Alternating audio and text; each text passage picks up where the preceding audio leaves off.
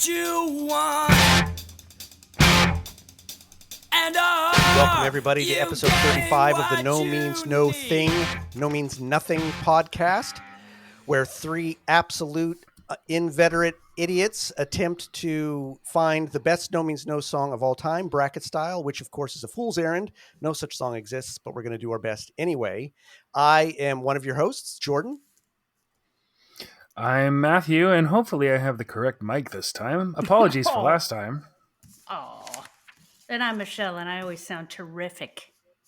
That is a fact. Yes, I think our technical issues are all worked out this time. That was actually not mostly Matthew's fault. I had some stupid thing called echo cancellation left on Zencastr, and it adds all sorts of junk in there. But anyway, enough of that bullshit.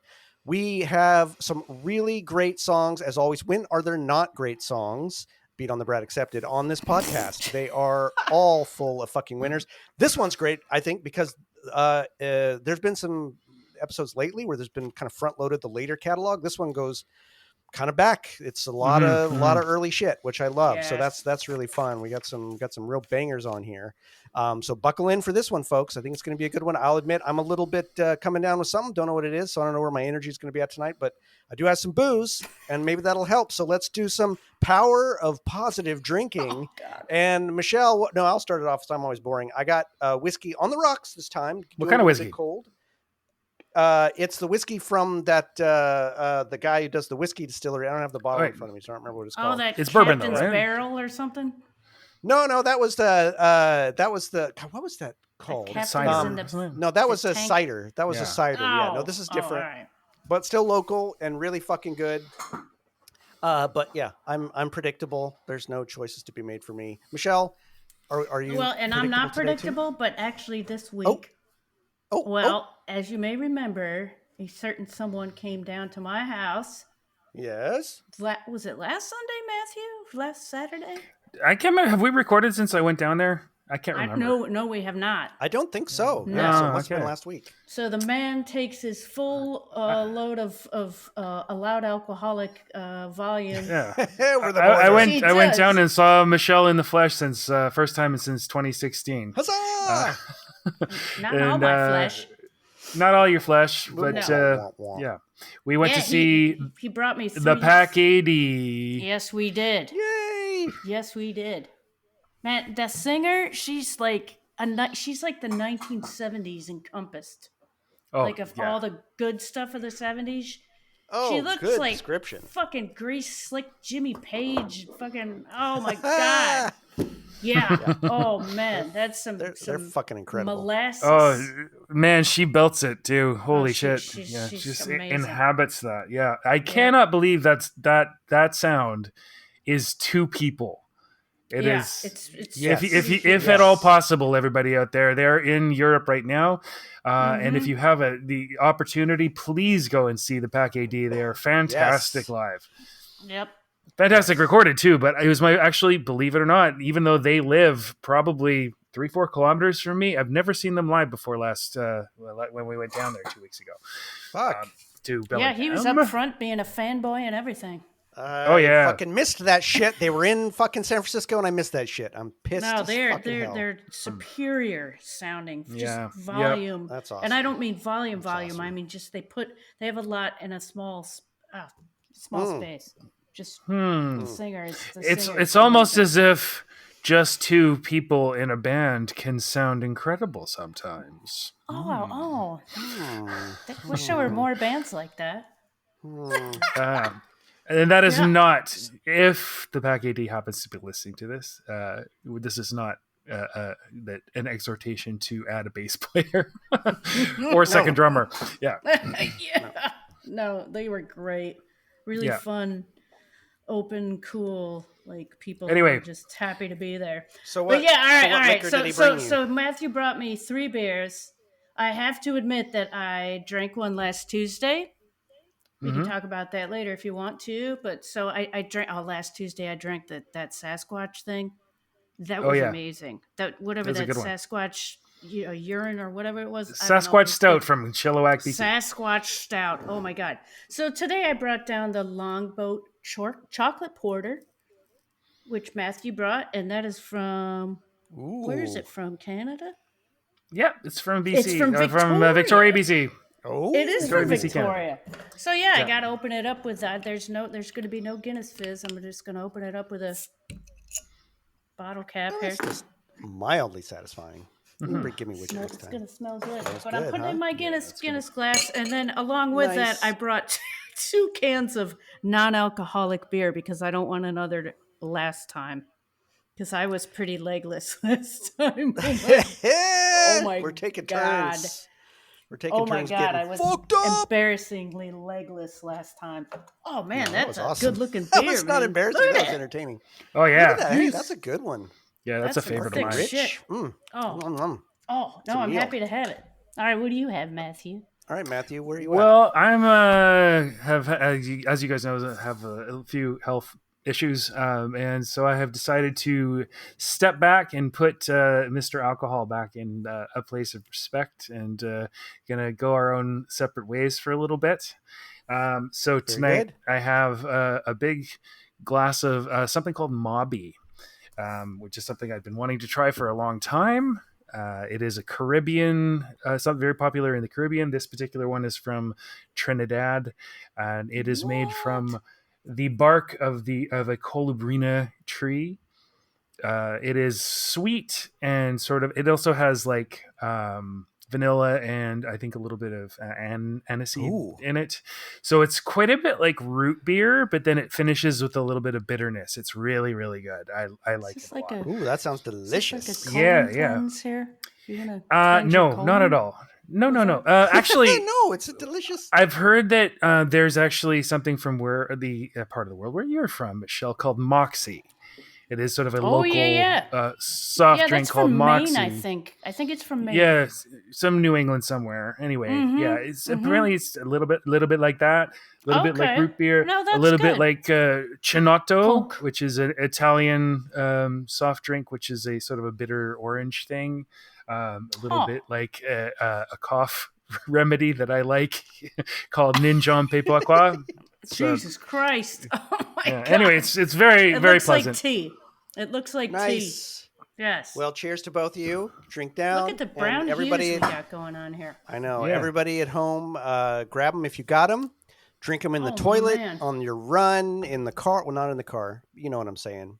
Knock it back and settle up and prepare your playlist if you'd like. And let's dive into our first matchup. We have a great matchup for this first one. A absolute classic mixed up with a B-side of a B-side of a B-side. So we've got Small Parts, Isolated and Destroyed, off of Small Parts, Isolated and Destroyed, 1998, versus Whoa. Not 98. End of the 88. Thank you. I got my decades wrong. Yeah. I have it written right. I did that once too, remember? I've done it many times. Versus End of the World off Mr. Wrong Fights the System, 1994, or off the Wrong reissue, which is where more people have heard it. So Tacked on to the end after the things that were tacked on to the end. exactly. So that's what I mean by And it's a another B-side of a thing. B-side of a B-side. And, you know, I think we all kind of debated whether some of the Mr. Wrong shit should even be in here, but it is on that reissue. And I don't know. I feel like Rob's solo stuff in particular is pretty right there in the wheelhouse of No Means No. It's also a cover. So whatever, sue us. All right. But before we talk about that one, we are going to talk about one of the absolute all-time iconic songs, one of the songs that makes No Means No, No Means No, Small Parts, Isolated, and Destroyed. So let's break off a little small part of that right now. And destroy it.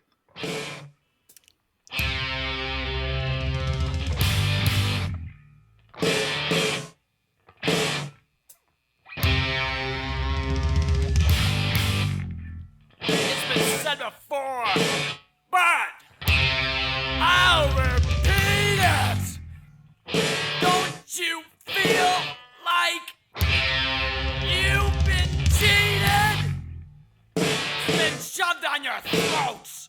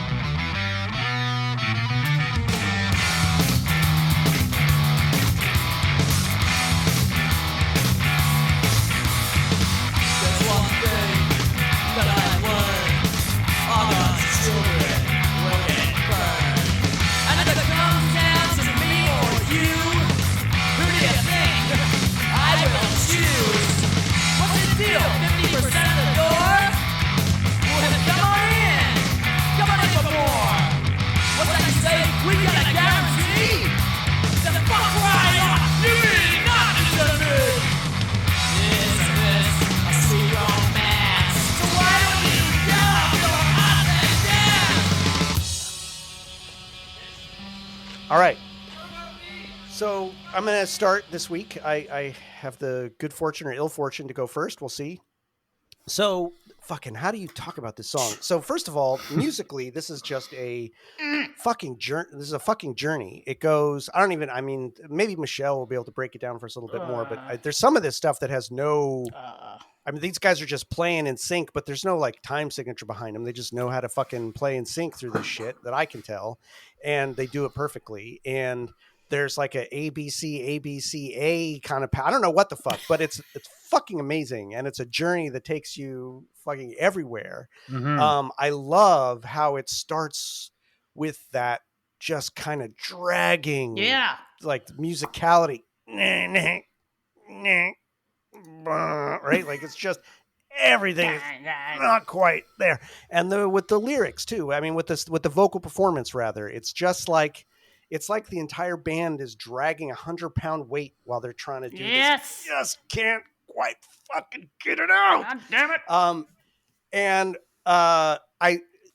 That section in particular, as it gets repeated, that musical refrain gets more intense each time, but also gets more draggy each time. And the drag gets more intense each time till at the end, the drag is so intense at the last one that there's moments of just absolute silence where the vocals just drop into silence. Mm-hmm. And it's just this, I think that I would hazard to guess that they might have played a lot with getting that perfect, with just how much pause to give to make it sound fucking perfect. And I just love it. And I love the way it evolves. And there's a lot of that evolution in the song. There's a lot of how there's these refrains that keep coming back, but they keep growing in intensity and in how they're delivered, especially the eponymous line, small parts isolated and destroyed. Andy, starts off very intense and yet somehow starts off at 11 and manages to get it to 20 by the end. Each time he says it, right? Yep. Each time he says it, it's more intense and more heartfelt. So this, I'm going to go all over my notes. I'm pretty much just going to fucking piss on them right now. But I think the more I do this podcast, a lot of people talk about the virtuosity of the musicianship on all fronts. Yes. Right? All of them. The composition's amazing. Yes. I've been more and more blown away by the vocal performance. And I think, to me, the vocal performances of this band actually set them apart more than the musicianship. Not that their musicianship doesn't set them apart, but there are other bands that I can hear and listen to that are virtuosic and actually sort of have really good fucking grooves. But often the singing in that, the vocal performance, doesn't match that quirkiness, doesn't match the uniqueness. There's something that's more in line with how everybody or other people fucking sing. But No Means No has refused to do that. They're so fucking unique, each and every one of them. And this is absolutely one of the standouts. This is one of Andy's fucking standouts. It is so good. Andy so last Sandys. week we had the river. Andy Sandys. Yes. Last week we had the river where there was this deep earnestness that I just I cannot get past with Rob. And I often talk about Andy's, we've talked about like Andy's sort of beautiful snottiness, and it's here, but that's not it. But to me, that's not denigrating, right? It's not like he's being snotty. It's like there's something very there's a pathos in it. Like there's something that cynical, really hits me.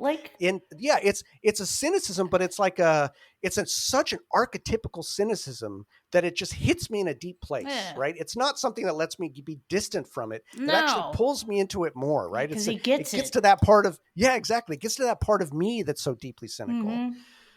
This song's really interesting for so many reasons, because it's very much about all of us being the small parts isolated and destroyed. And it's also about all of us being the ones that isolate and destroy. It's not just about being the person that's feeling like an outsider, because it's very much sort of the anthem of the disaffected or the anthem of the outsider.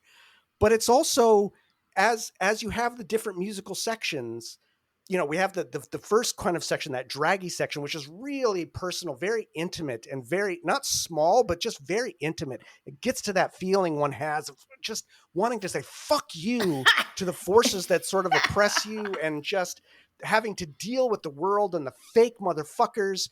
But then you've got those middle sections where that person is now out in the world being the one to fuck over other people. And then you've got the third sections that are really anthemic that feel like they're coming from that force of disaffection itself, right? That are just like, no, it's too late, baby. It's just like, fuck you. You're never going to be anything but a small piece of shit. But there really is that build of different perspectives of the same fucking shit that we're in. It's beautiful to me in that way because No Means No never lets you off the hook. They never seem to go, hey, you're the poor oppressed fucker. Doesn't the world suck? There's always that bit of, but you're also the one doing that to everybody else. You're also the piece of shit that fucks over other people too. Don't forget that. They hug you and they kick you. They hug you and they kick you. Yeah. Exactly. And this is a big ass fucking hug and kick. And there's just some of the most classic shit in this. I mean, who No Means No fan in the world has not at some point yelled out, what about me? Oh my God. Can I get in for free? Can I get in for free? And so, of course, there's something very meta in this song, right? It's just it feels very much a song about like what it's like to be in a band and deal with people and what relationship do you really have with these people, and you probably love them and fucking hate them at the same time.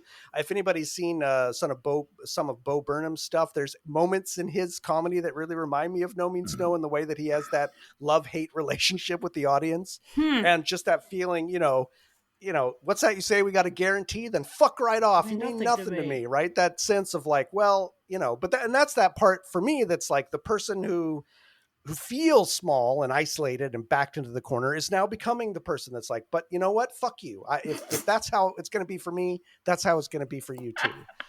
And they just got the perfect Chad to fucking say that line. I don't know who it is. I don't know if that was Tom or who, but it's fucking great. And I've always tried to decipher exactly what's being said in the chatter in the background. I can only ever really hear fuck you too. Yeah, when I've always heard like no means no, but maybe it is fuck you too. I don't know. But that's a fucking great. But musically, each of these sections is so fucking good. To go from that dragging fucking part to it's just like, what the fuck is happening? Hey, baby. Every time, even though I know exactly what's coming, every time it takes me by surprise. And those moments, that's rare, not that rare, but when No Means No does the guitar and bass in complete synchrony, it's fucking gorgeous. It's always perfect. And then of course it breaks off again. But you know, this song has got punk, it's got fucking almost emo, it's got funk, it's got anthem rock where you want to stick your fucking lighter in the air. It just goes every goddamn fucking place. And each of them turns on a dime, right? And you've got Andy's little, like the sweet little dee-dee-dee-dee-dee riff that just then goes into that like fucking fuzz. And that weird drum section that's weird. Well, it's not weird. It's like, it sounds to me like an 80s dance club beat drop where they've got all the, like the drums start to come in and echo the, no, not that part. I love that part. The part that almost has like, it almost sounds like a Brazilian carnival part. The, I can't do it. Oh, you know, please the part try to that's do like, it. It's I can't fucking do it. You know it. It's between. It's like a little bridge section, God. they've got to have put a lot of processing on the drums for that part. People out there know what I'm talking about. I still don't know what you're talking about. Listen to it again, and you'll know what I'm talking about. It sounds like someone should be having like a fucking whistle and be blowing a fucking whistle with a glow stick behind it. Wow, but you've been to some raves. I've actually only been to one rave, but I have been to Burning Man, and Burning Man turned into just a giant rave after a while. So, yeah, no, Burning Man was awesome, but we don't have to go there. It used to be anyway, back in the 90s. Back in the 90s. So, yeah, I mean, this song, fucking hate. It's just, it really is a song that defines what this band is because it's got such unique, brilliant fucking vocalizations. It's got musical virtuosity that's not afraid to be absolutely unique and go any fucking place it wants in order to serve the song. And again, I just don't know a band that does it better. That all the fucking elements are there because it serves the song so well. Not because, I mean, maybe because I think it sounds good, but it all just fucking serves the moment. No. I think. Well, I'm not. I don't mean that that's the only reason they do it. I'm not trying to denigrate the fact that just because something sounds good, you shouldn't put it in a song. No, I think but the it all attitude- serves it. Yes, absolutely. It's an attitude Yep. and a virtuosity that's perfectly placed. Mhm. Fucking Rob's bass tone in this. Oh It's my so great God. how each of the albums has such a different tone of the bass. Mhm. And I think for me, this song for this album, this song is the one that highlights that the most for me. I mean, there's a number of songs that do it, but I could just really pick it out. I just love the way it sounds. And again, Andy's vocals, the processing on them, it's fucking chef's fucking kiss. Oh. Exceptional performance.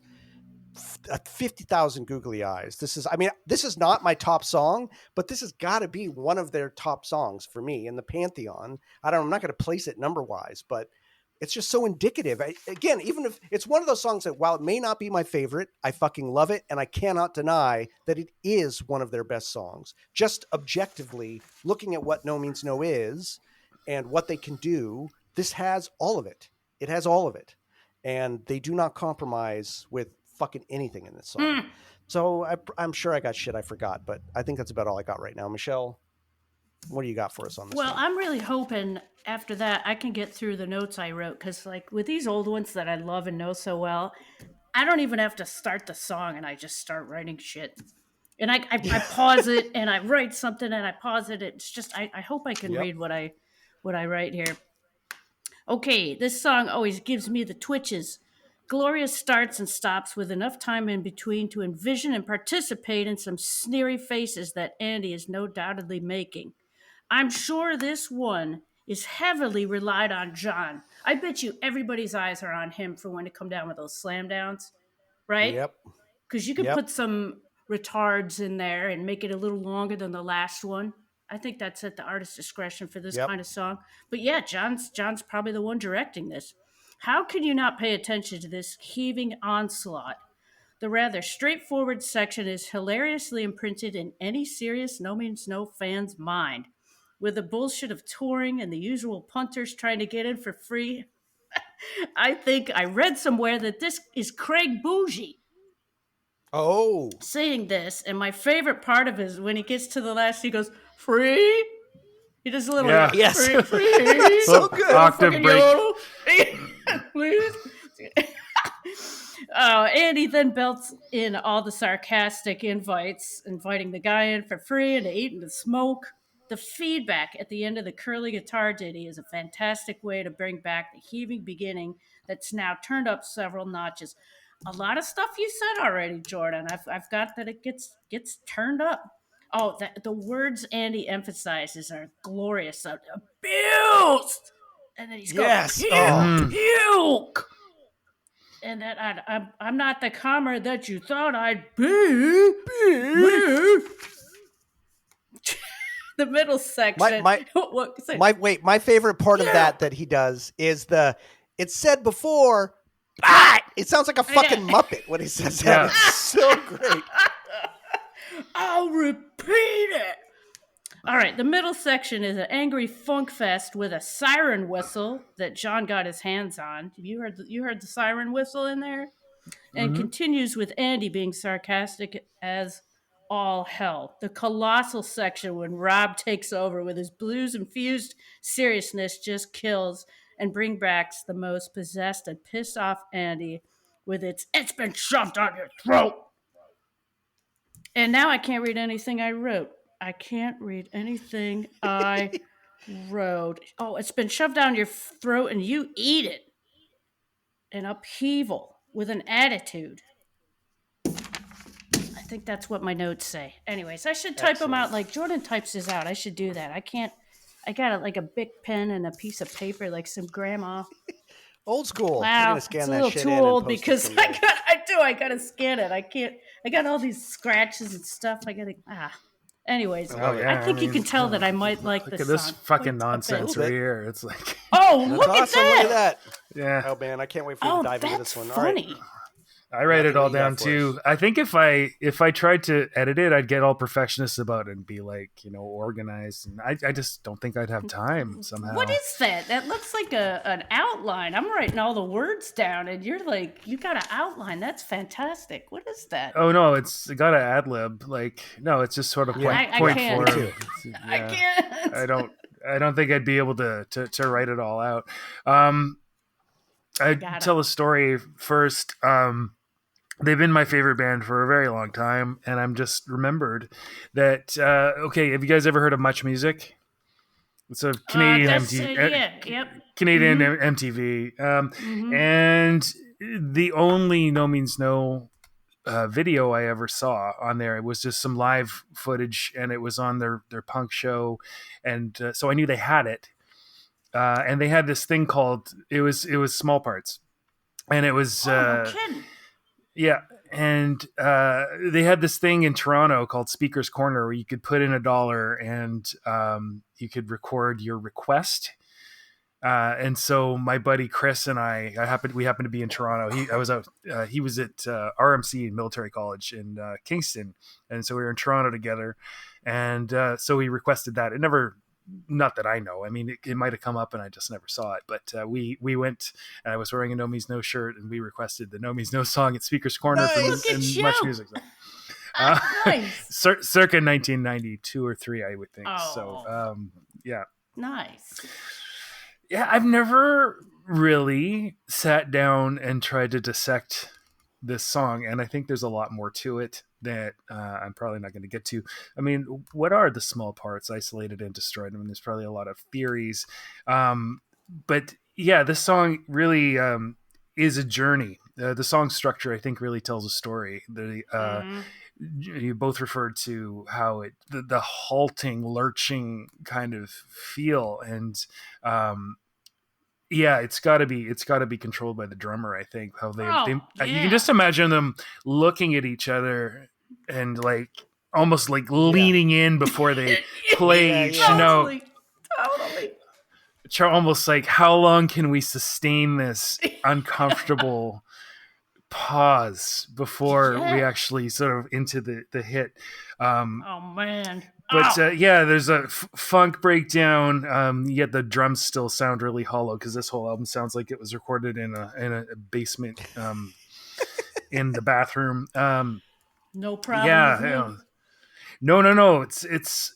I just wish it was Part of its charm. mastered a little differently, Sometimes. and it's mastered quite quietly as well. So I always have to That's my only issue. turn it up louder than Yeah. is perhaps a little distorted because I have to turn it up loud enough to really get into it. Anyway, yeah, the vocal delivery, there's so much variety, maybe more variety than any other song I can think of with Andy singing. Oh my god.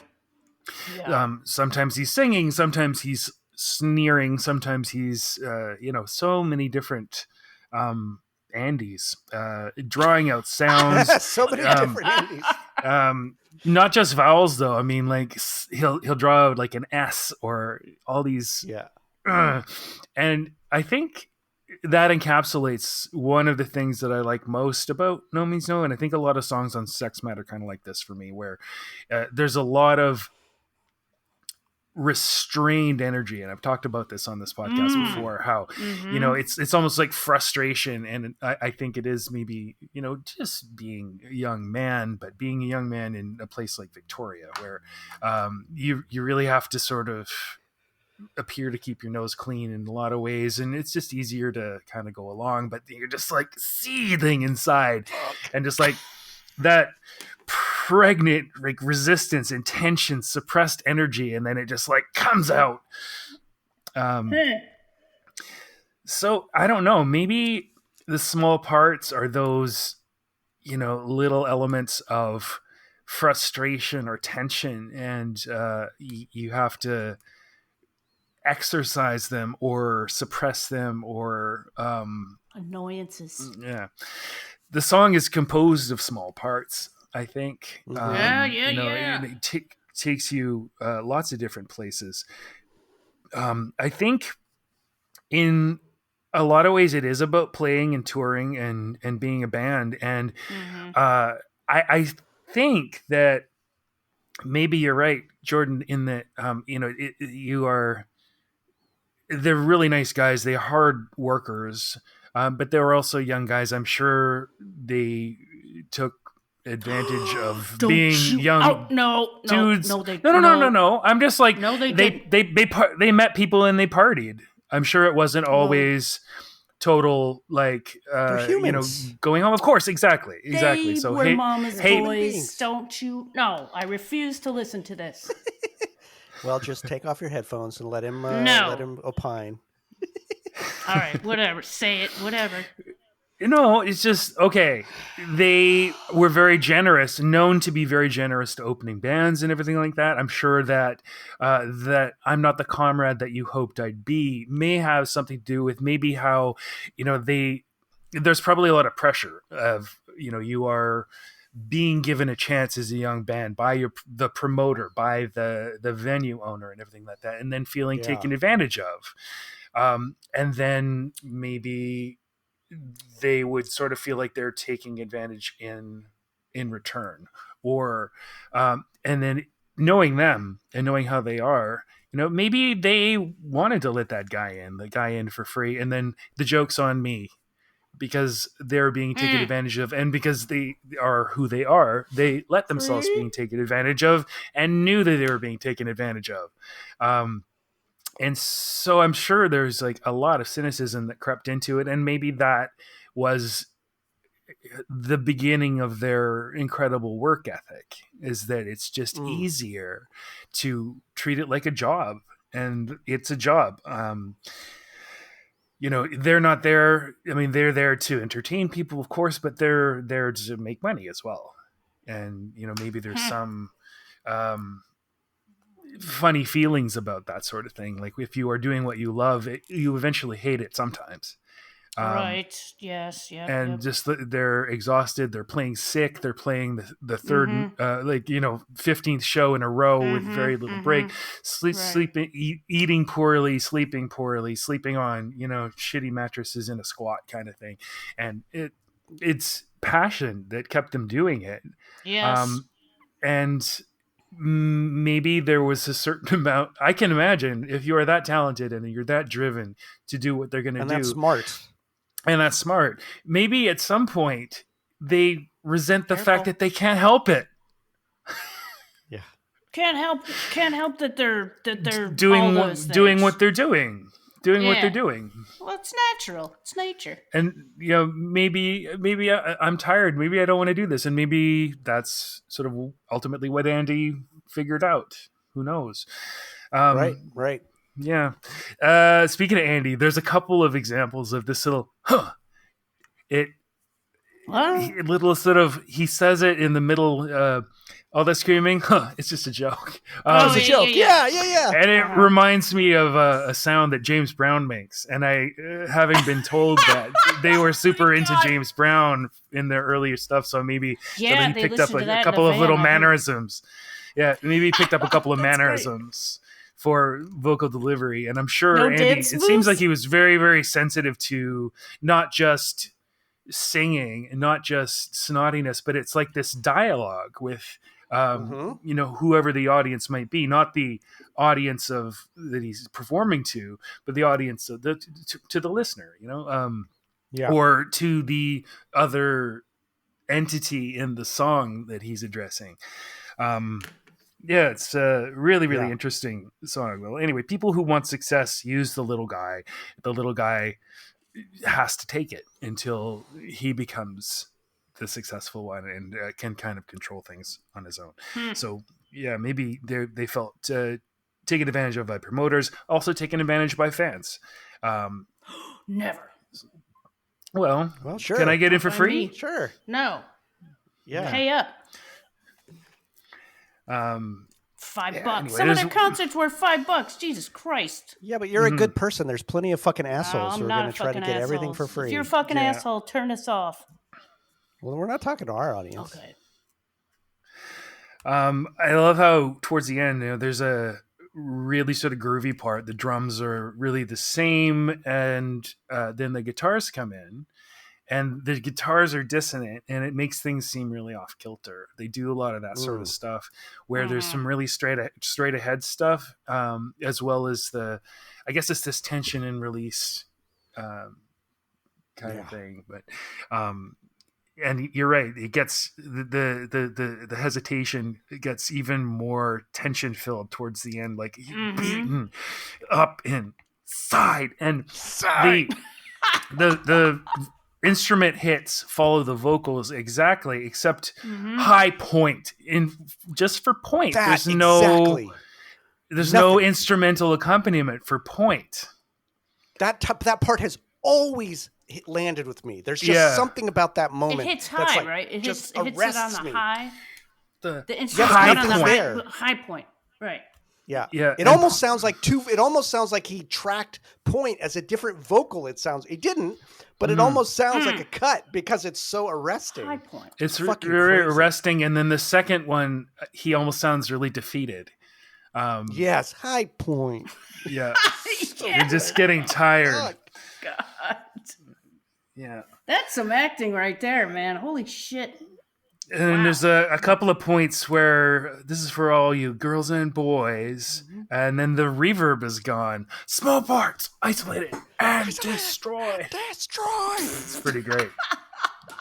So a little tricks with production is really one of the things that characterizes this song, and of course the contrast and the fast and slow and the dissonant and the to be so coordinated about your uncoordination is not Fucking many bands can do that sort of thing. Nice. Oh, that was nice.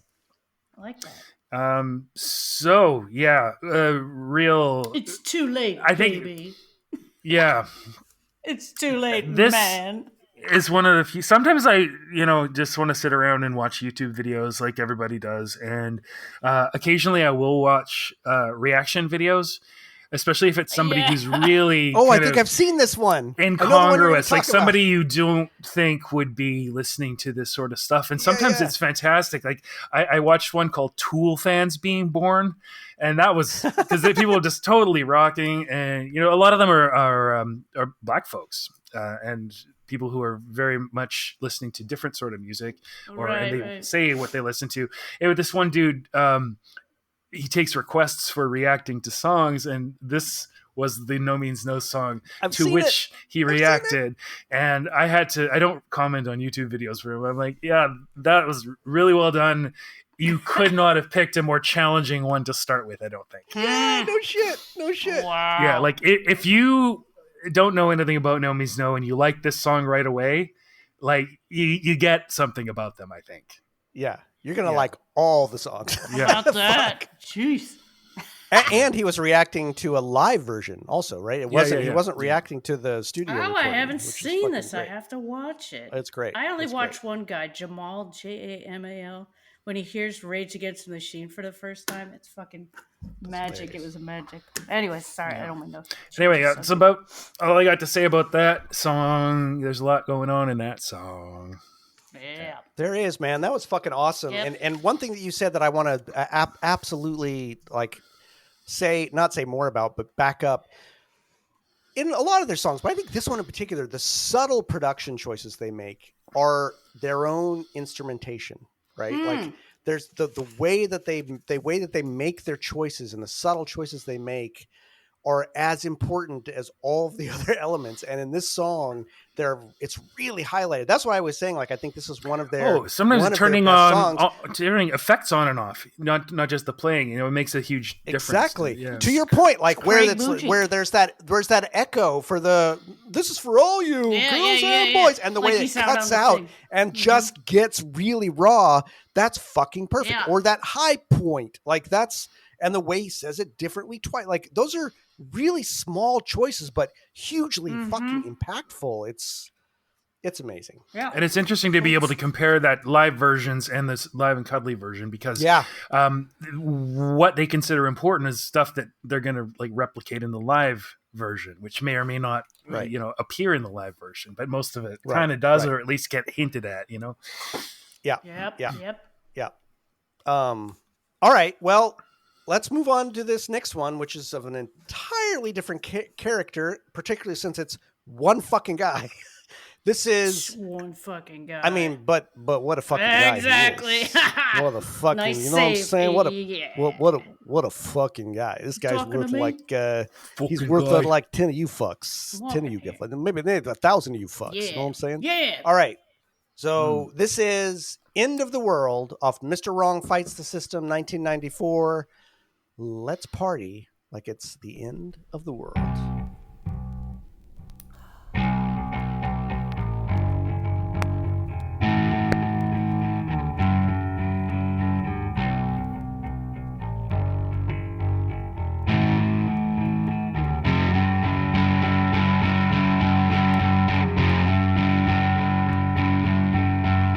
Why does the sun go on shining?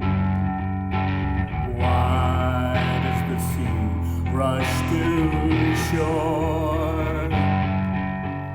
Don't they know it's the end of the world?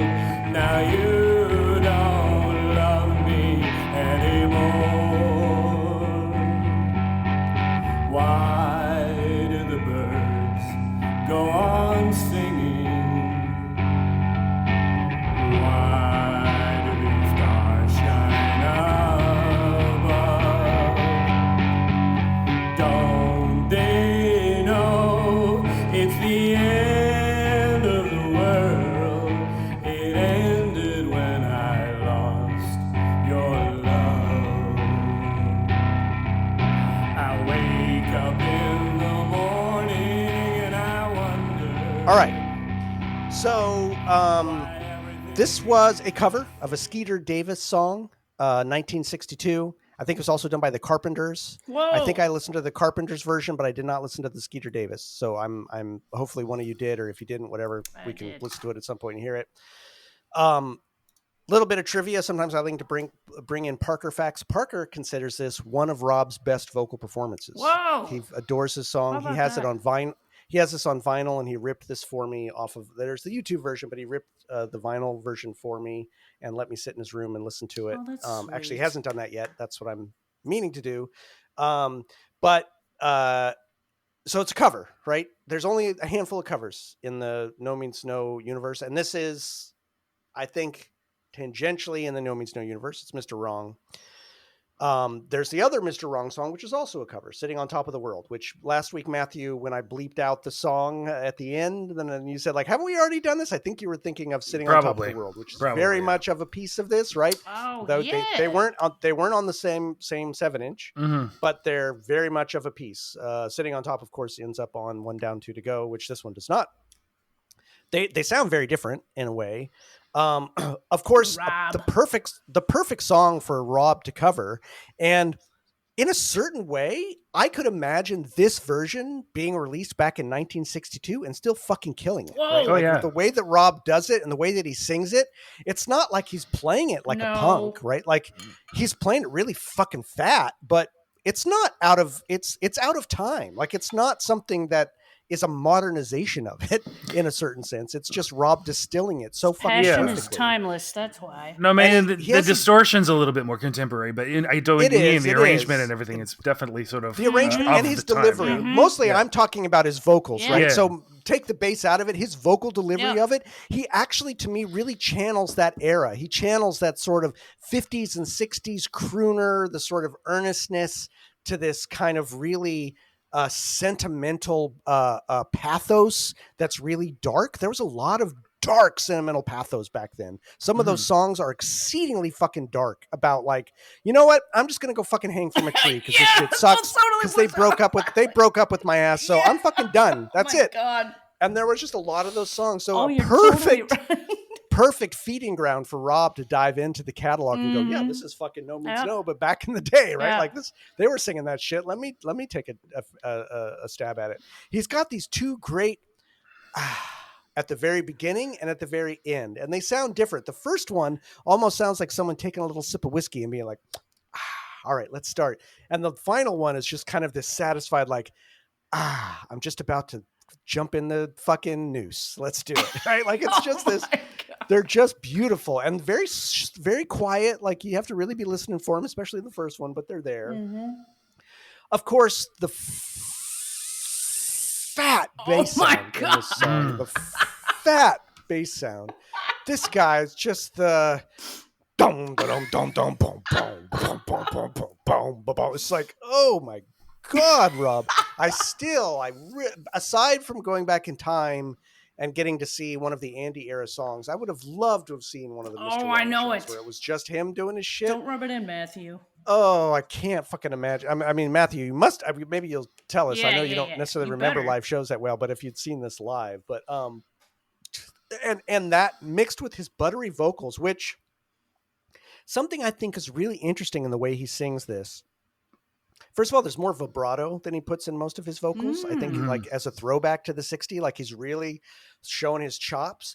But he's also, I think, very intentionally a little off sometimes. Well, Like he's not hitting it straight on all the What do you time. mean, pitch-wise? Especially, pitch. Especially when he goes up the key change at the end. Oh, yeah, It that is- was a little. Oops, lost my headphone. It is just That was a off little- enough Yeah. intentionally so that it Mhm. sounds like, oh yeah, this Urgent. fucking is hard as hell, urgent Yep. and just dissonant. She done 'Cause me it's wrong. hard- It's hard to get that dissonance with just the bass. The bass is giving you this fat, like they do dissonance really well when you've got like the bass and then the guitar gives a little bit. How do you do that if it's just you and the bass? You can do that by making your vocals just not even a half step, but like a 30-second Microtone. step off, like a microtone off, just for a little bit. But I really hear that sometimes in this song.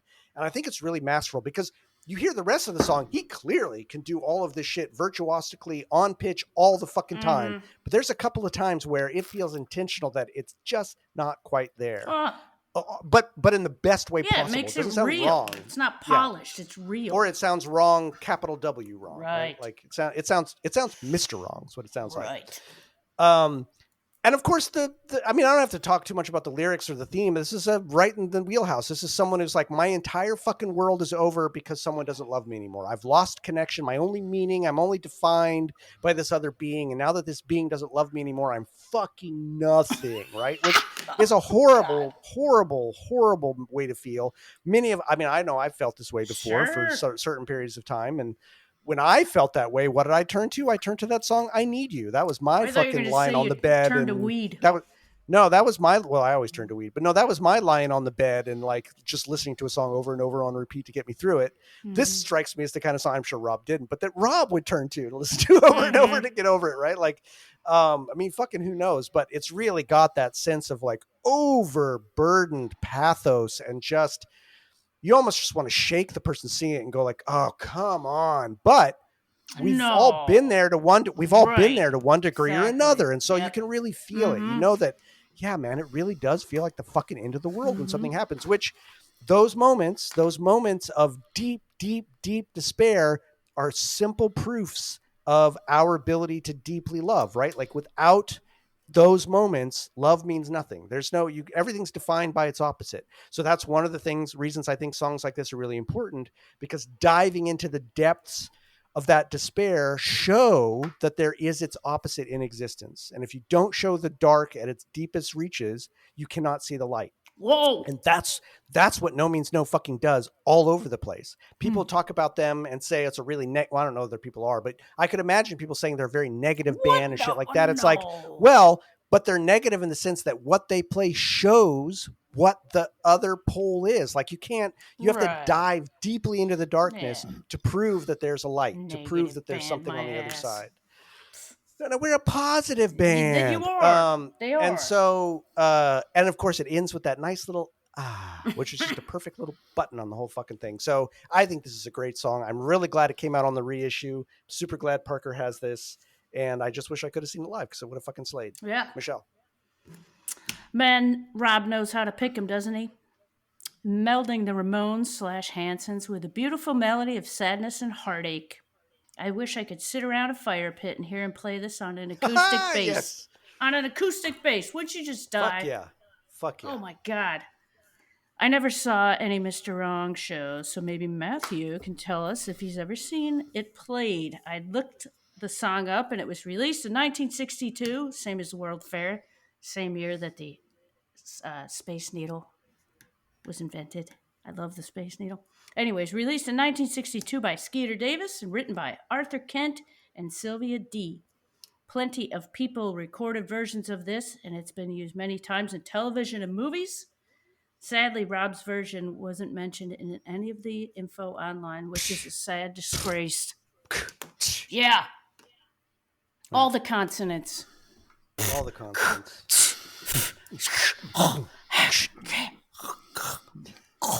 Ah. All right, Matthew, what do you got for us? And sometimes why.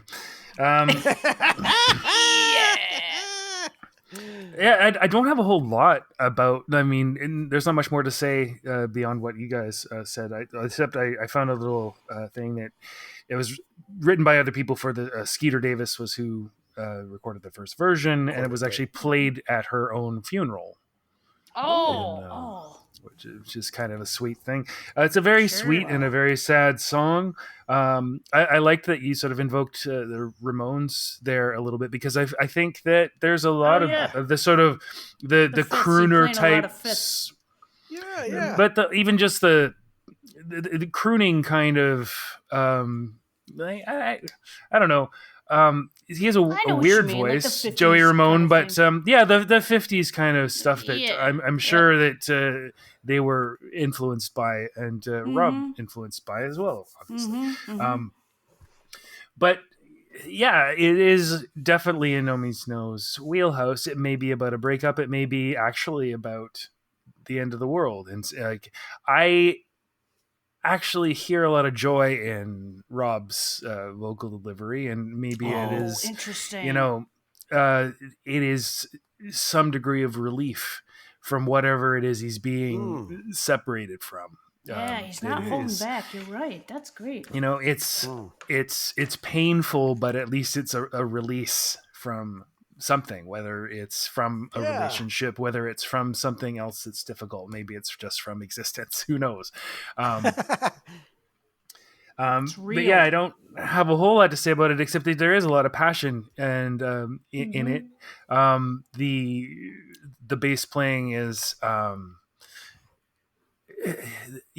say the style is sort of when the song came out, but it is fuzzy, and it wouldn't have been recorded that way back then. It would have been too distorted, I think. Oh no. Oh, for sure. But it's a peculiar little song.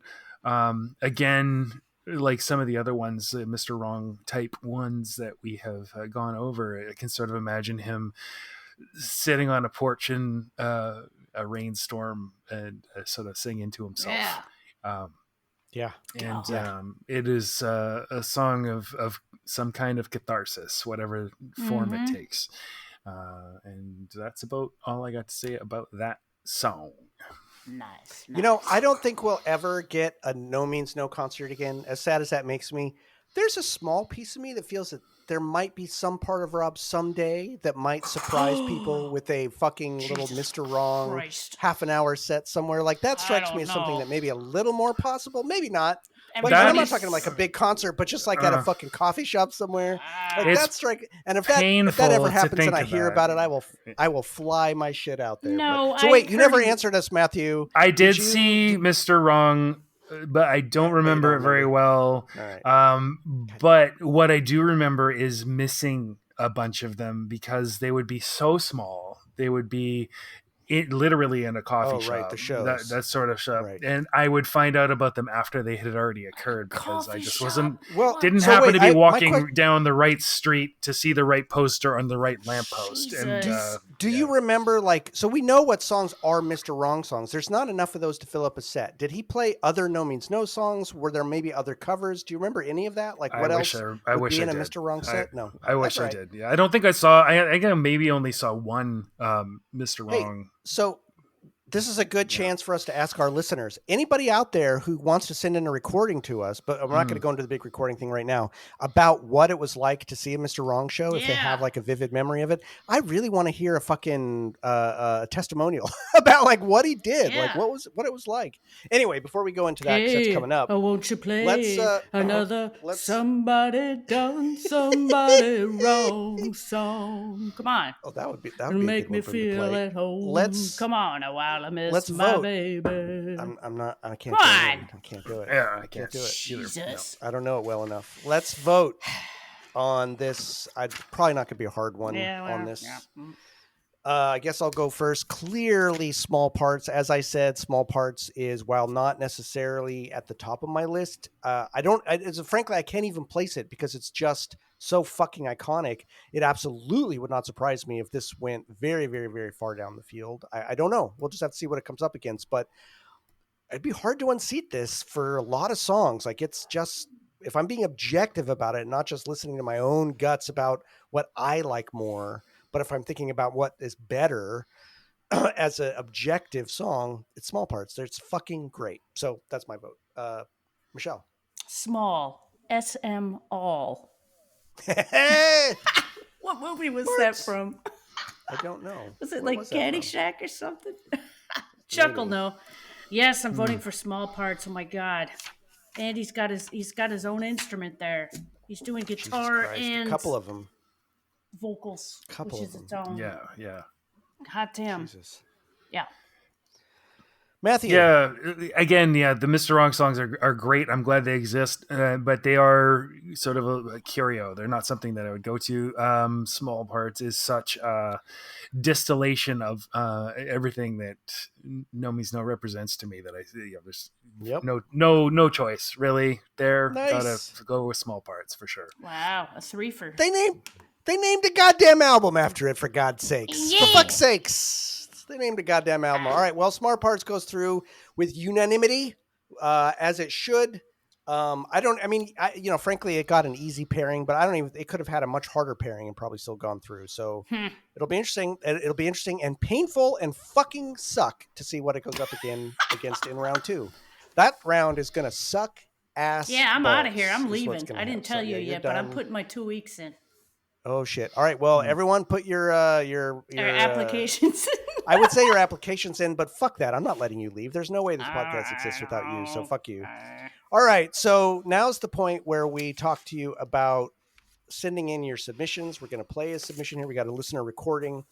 We got a nice flurry mini flurry of recordings, which was great. And it slowed down a bit. Slow down just a little bit. So, get off your asses, folks. But then again, we did and dance. We did take a little bit of a break there, so maybe we did. That doesn't mean they can. We've had a bunch of new people join the podcast group. We certainly have. Lately, so. We certainly have. If you're a new listener and you're starting, and let's face it, this is a podcast you can pretty much start anywhere. Yeah, you don't need to start at the beginning. Could, so if you're listening to this and you're new, fucking thank you, first of all, for finding us and listening to this bullshit. So I don't know why you do, but that's great. Yeah, but let us know how you found Matthew, us. Why don't you? Yeah, and Matthew, why don't you give him the spiel about? While I look up the phone number because I never remember what it is. Yeah, we do invite your submissions, your content, your whatever. We do have a phone number. It is difficult to use it, unfortunately. And we do have an example of that this evening. Where it cuts you off, so you have to kind of plan it out. If you're going to use it, do set a timer and call back because it'll cut you right the fuck off at 3 minutes, and then you got to call back. So it's hard to maintain the flow of your passion as you call and give us your No Means No origin story, your no means no means to you, and perhaps a story, personal story of attending a No Means No show, watching a No Means No video with your kid, or whatever it might be. We do have lots of different kinds of stories, although the commonality is that everybody who sends stuff in seems to be an awesome person with whom I would probably enjoy a beer. Right. Exactly. Yeah. So please do send it in. It is probably more effective to record yourself and send in files somehow through Dropbox or something similar. I wouldn't know You how can to try do that.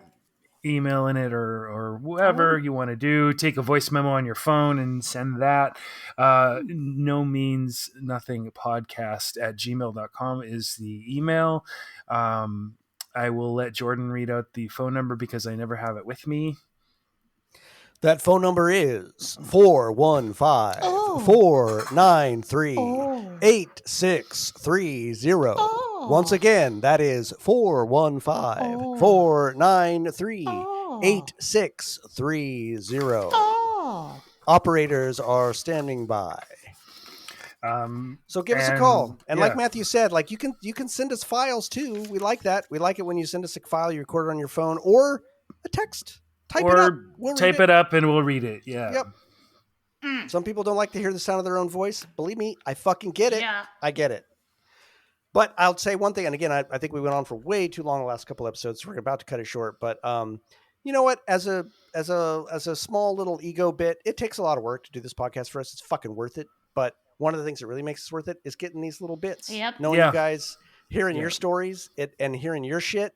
Fucking love it. That's for real serious because I like knowing there's others out there. Yeah. I'm not alone. And I really think when the reissues hit and the book hits, maybe the No Means No is going to get a renaissance. There might be a few more people who find this podcast. Your shit could be part of the No Means No story. When people find it and they listen to this shit, you could be a part of this fucking story of one of the best bands of all fucking time. Yeah. So send it in. I want to hear from you. We get so many interesting. I get really nerdy about looking at the metrics and seeing when we get new countries and everything like that. We had a download from Azerbaijan, of all places, recently, and that's awesome. Fucking shout out to you, listener. Yeah, man. Fucking hell. I couldn't tell you where that is at all, and that's why there's two brains on here. Because we're dumb Americans. Two lips, two lungs, and one tongue. I mean, so first of all, we've got two dumb Americans and a Canadian, but we've got a lot of international listeners. And this is a moment to shout out to all of you. I am incredibly grateful you found this. I'm incredibly grateful that this band has that reach more than you listening to us, which fucking whatever. The fact that there are people in all those countries who like No Means No enough to listen to a podcast about them is fucking incredible. Go to each other's countries and cities years after having met on a fucking like internet forum to visit each other. It's awesome when you hear those stories. Matthew did it just the other fucking week. That's right. Well, we started this. That's the genesis of this goddamn podcast, right? All right. Mm-hmm.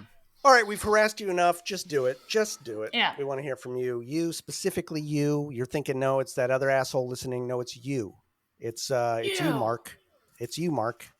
Jill, Bob, Dumphy, whatever the fuck your name is. Dumphy? All of you. What the hell are you talking about? I don't know what the fuck it is. All right, so now we're going to listen to a listener submission. So, a couple of words about this real quick. This is from Ian, who also calls himself, or also goes by Random Ian, which is one of his internet names, I think. That. This was on the voicemail, and as such, it gets cut off. It's in two parts, so I'm going to let you know when the first part ends, so that you won't just think I'm being an asshole and cutting him off, because I'm not. Right. And then he gives us a second partition, which is also cut off. So we don't know what else he was going to say, but it's all right. He still is able to tell us a whole lot. Call quality isn't great, but I'm going to pump it up and post a little bit. The two of you assholes are probably going to have to turn up your volume a little bit to hear this.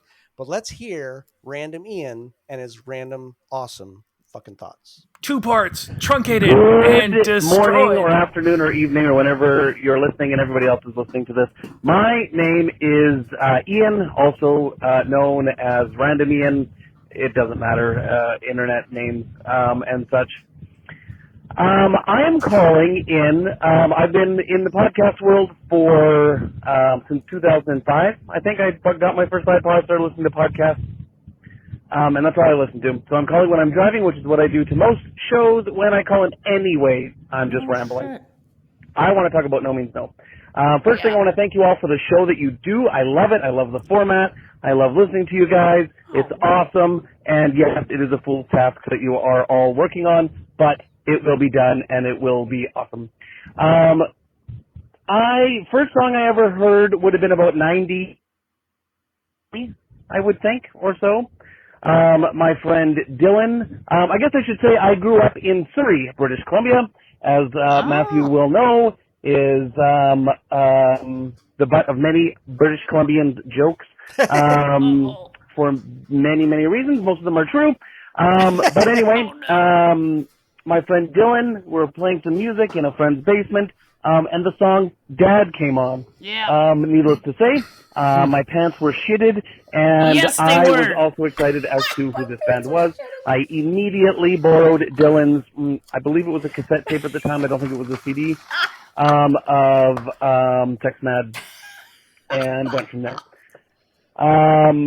Years have followed, and I am still, to this day, getting people into the band and listening to it because I think that their musical prowess is something that everybody needs, and anybody that likes music should appreciate No Means No at some level. Word.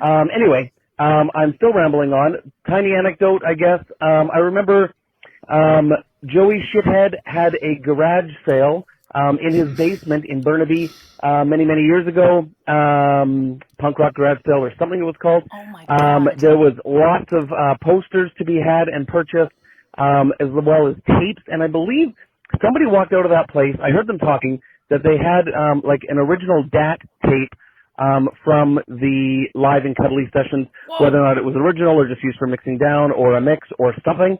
I often wonder what happened with that. I also got a lithograph, I guess, or whatever they used or had used for making, or the opposite version or the original version that they use for burning in and making posters for silk screening, I think, of a show with No Means No and SNFU at the at the York Theater. And one of my first No Means No shows was in around 94, 95, Worldhood Tour at the New York Theater. And that's where it gets cut off for the first part. That's all right. Let's dig in where he realizes, oh, fuck, I just cut off. Let me try to figure out where I can pick up. The man's driving, though. Don't get a fucking accident, Here we man. go. Hopefully not listening to the podcast and drinking while he's driving, which I know he's not. Right. Random Ian, here is part 2. Well, it's Random Ian again, and I think I left off, that was this morning, and now it's the evening when I'm done work, so I don't remember where everything left off. I think I was talking about going to see them first show at the New York Theater, or maybe at that point it was the New York Theater. Which is in Vancouver, actually. Matthew might remember the iterations of the York Theater. I think it was on Commercial Drive. Yeah. Anyway, blew my mind first time I saw them. Rob came out in a pair of sweatpants and a red Porsche shirt, and I immediately was questioning my decision to spend my hard-earned money as a 95. I would have been 17 years old. Oh my God. Spending my money on the show. But I was blown the fuck away. He wants to be comfortable. And I was already a fan at that point, but this seeing them live just made me more of a fan for life. Seen them many, many times since then, every chance I could in Vancouver. I saw them as well as when I moved here, and now I'm living in the city that rhymes with fun, Regina, and seen them here once, maybe twice. And no, anyway, sorry. Nothing else really fun or exciting for them, with them, that I can think of. But the one thing that you guys haven't touched on, or I don't think anybody really has, is the, how else do I put it, other than work ethic of the band. They are I wouldn't say the hardest working, but when they're on stage, their craft is so finely tuned that they expect nothing less of themselves than to play everything perfectly and wonderfully, and they still have fun doing it, don't get me wrong, but the preciseness that they can hit live is what makes them such a great band live, and that is amazing, and that's one of the things that I absolutely love about them, is watching them live and seeing them love what they're doing, even after doing it for 40 years or whatever the math is, and doing it so well and precisely and beautifully. And that's all I got. Just rambling at this point. So have a wonderful day, all you know means knowers. out there. And thanks, Andy, for your corrections, because it gives me goosebumps every time he sends one in. And to all the fans, let's keep this podcast rocking and rolling until they're forced to figure something else out after they figure out the top song. Maybe a bottom bracket with all the bottom songs and see which is the bottom best. Oh no! And that was it. He cut off before generating a brilliant idea of what's the worst No Means No song of all time. Unfortunately, we've already found it. Right. It is Beat on the Brat. So thank you, Random Ian, for that submission. That's fucking awesome. As always, I fucking love it. I don't know, man. That's my favorite part of the show. It's my favorite thing when we get a new email from somebody, whatever you want to say. Listen, let me just put it this way, too. I don't know if we say this that much. You don't have to send in a submission if you just want, and some people do this. If you just want to send us an email that doesn't not to be included on the show, we'd love to hear from you. I'd love to hear from you. Oh yeah, Let us know. Yeah. Like, Send us your dumb ideas about how we should do our show. Send us dumb ideas, or just like, hey, beers just Matthew blah, blah, should blah, blah, try. blah, whatever. And I'm not going to give anything away, but we're going to be asking, I think, and I haven't even really talked to these guys about this yet, but for a different kind of submission for round 2. So there's going to be an opportunity for other kinds of submissions when we get into round 2 and round 3, because those are going to be different, right? We got to evolve a little bit, and we're going to need you guys to evolve along with us. So we'll get there.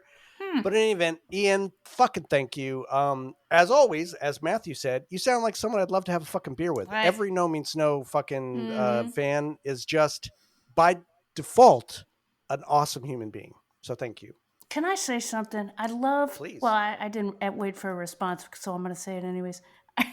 This has been like the 4th or 5th time somebody has mentioned Rob being in like some scraggly, like jogging. What are they, jogging pants or like Sweatpants? They're sweatpants. Sweatpants. And like either you got to be really good to walk on stage with that, or really bad. Like there's no in between. No, And it's and we it's know what Rob amazing. was. Oh. We know what Rob was. And doing laundry on tour sucks, so I'm sure he was taking the least smelliest thing he had and putting it on. But like, I always fucking loved it. Whenever you saw them, it was clear, like, it doesn't matter what they fucking look like. That's not what they're here for. The image means nothing. It's like once they start playing, and that's what Ian had said, right? He was like, as soon as they started playing, I was like, oh, fuck it. This fuck is the best pants thing ever exactly in the world. Yeah. Like, fuck that.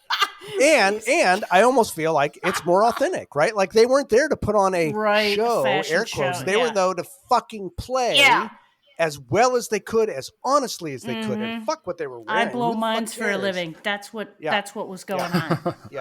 Yeah, exactly. Yeah.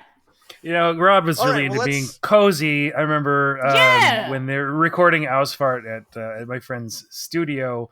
I went in there and they weren't there, but I'm like, oh, what's that over there? And Colin's like, oh yeah, that's Rob's blankie. No, Between, he just sort of curl up on the when he wasn't actually performing or recording. He would just curl up on the couch. And, fuck, if I was recording with the way Rob records, I'd need a goddamn blankie too. Fuck that. And let's not let John off the hook. That guy was in Bermuda shorts every fucking time I saw him play. So talk about comfort. Those guys were always comfortable all the way down. They have to be with what they're delivering. You know, and always a safety pin at the bottom of your t-shirt. Not only is it cool and punk rock, but very, very handy. Yes. So let's move on to round 2, where we've got 2 from the old times. Two very, very good songs. And frankly, I think it's been a while for me that we've had a matchup where I don't know where you two are going to come down. So I'm excited to see where this is going to go. I don't know who's voting for what here.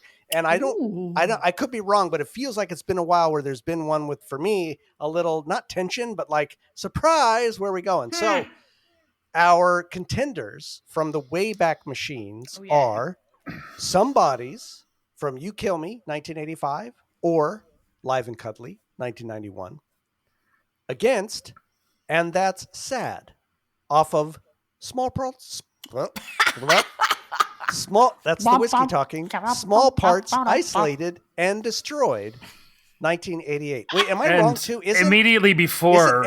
I was going to say, isn't it just before Small Parts? So that's, again, one of those fucking... Woof. Anyway, hey, I'm going to open a non-alcoholic beer.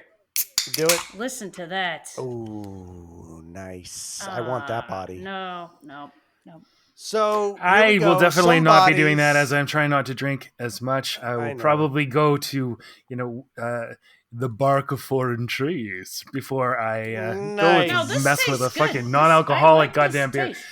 This tastes good. I I should have made you had one here. It's kind of beery. Excellent. I like it. It's the So spot. so first we're going to dive into Hippie. some bodies, and let's go ahead and dive into that anatomy before we let Matthew opine on this masterpiece.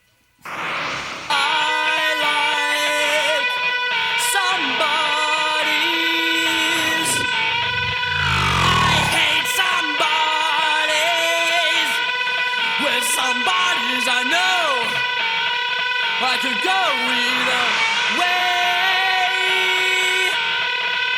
I like to have somebody's somewhere.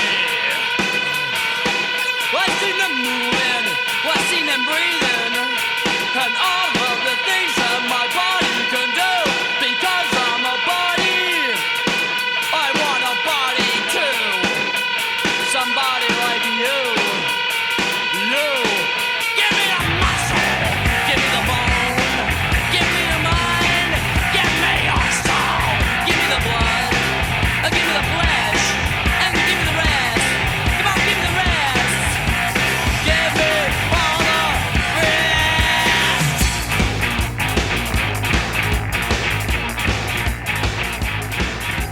Somebody wants. All right, Matthew.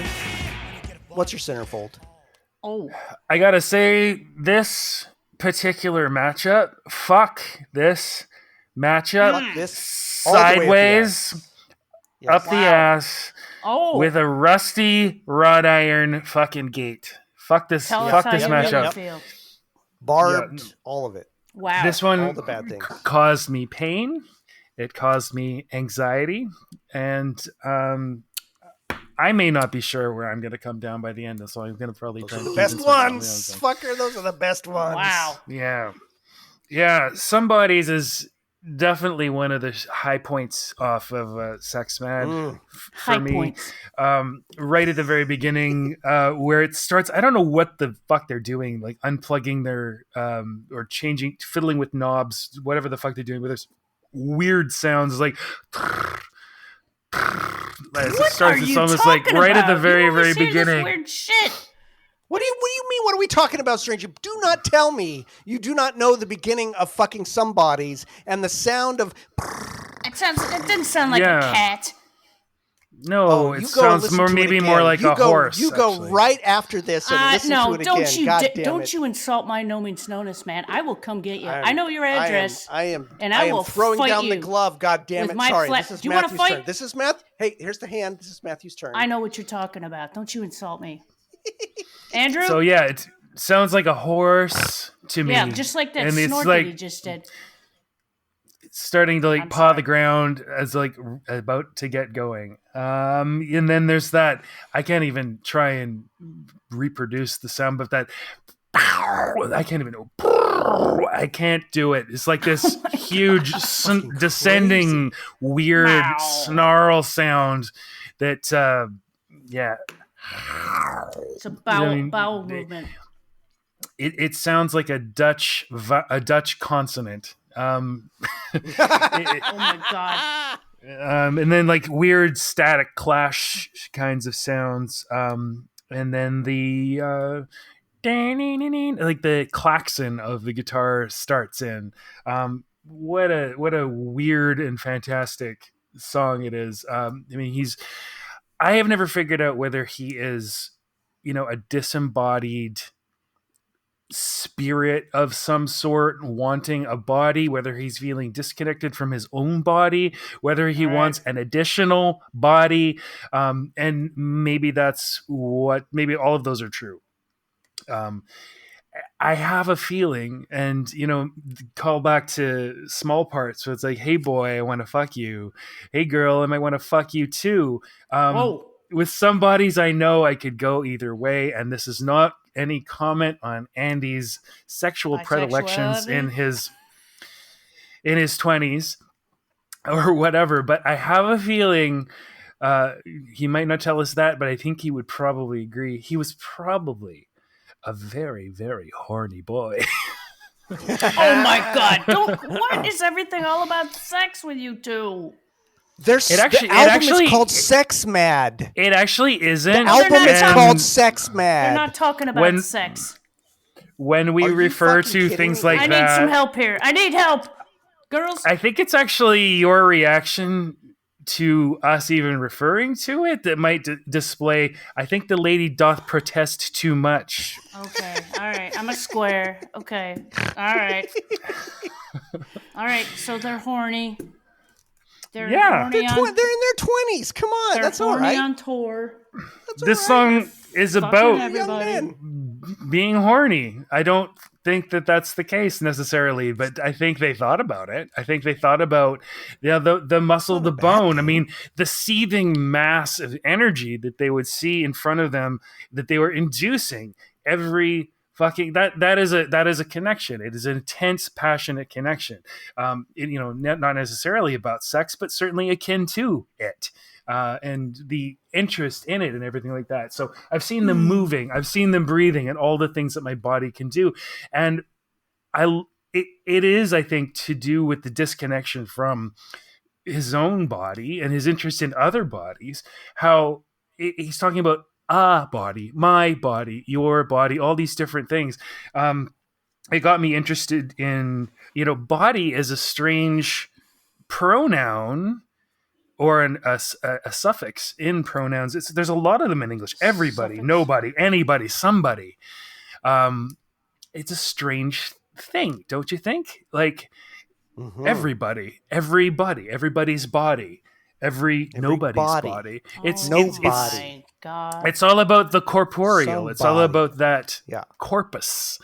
And I think it sort of is revealed in this sort of strange dichotomy that it's personal and impersonal, and just like, blood and flesh and mind and soul. It's, they are separate. They are one. It is impossible to distinguish. You cut it up into bits, but it is all one seething mass.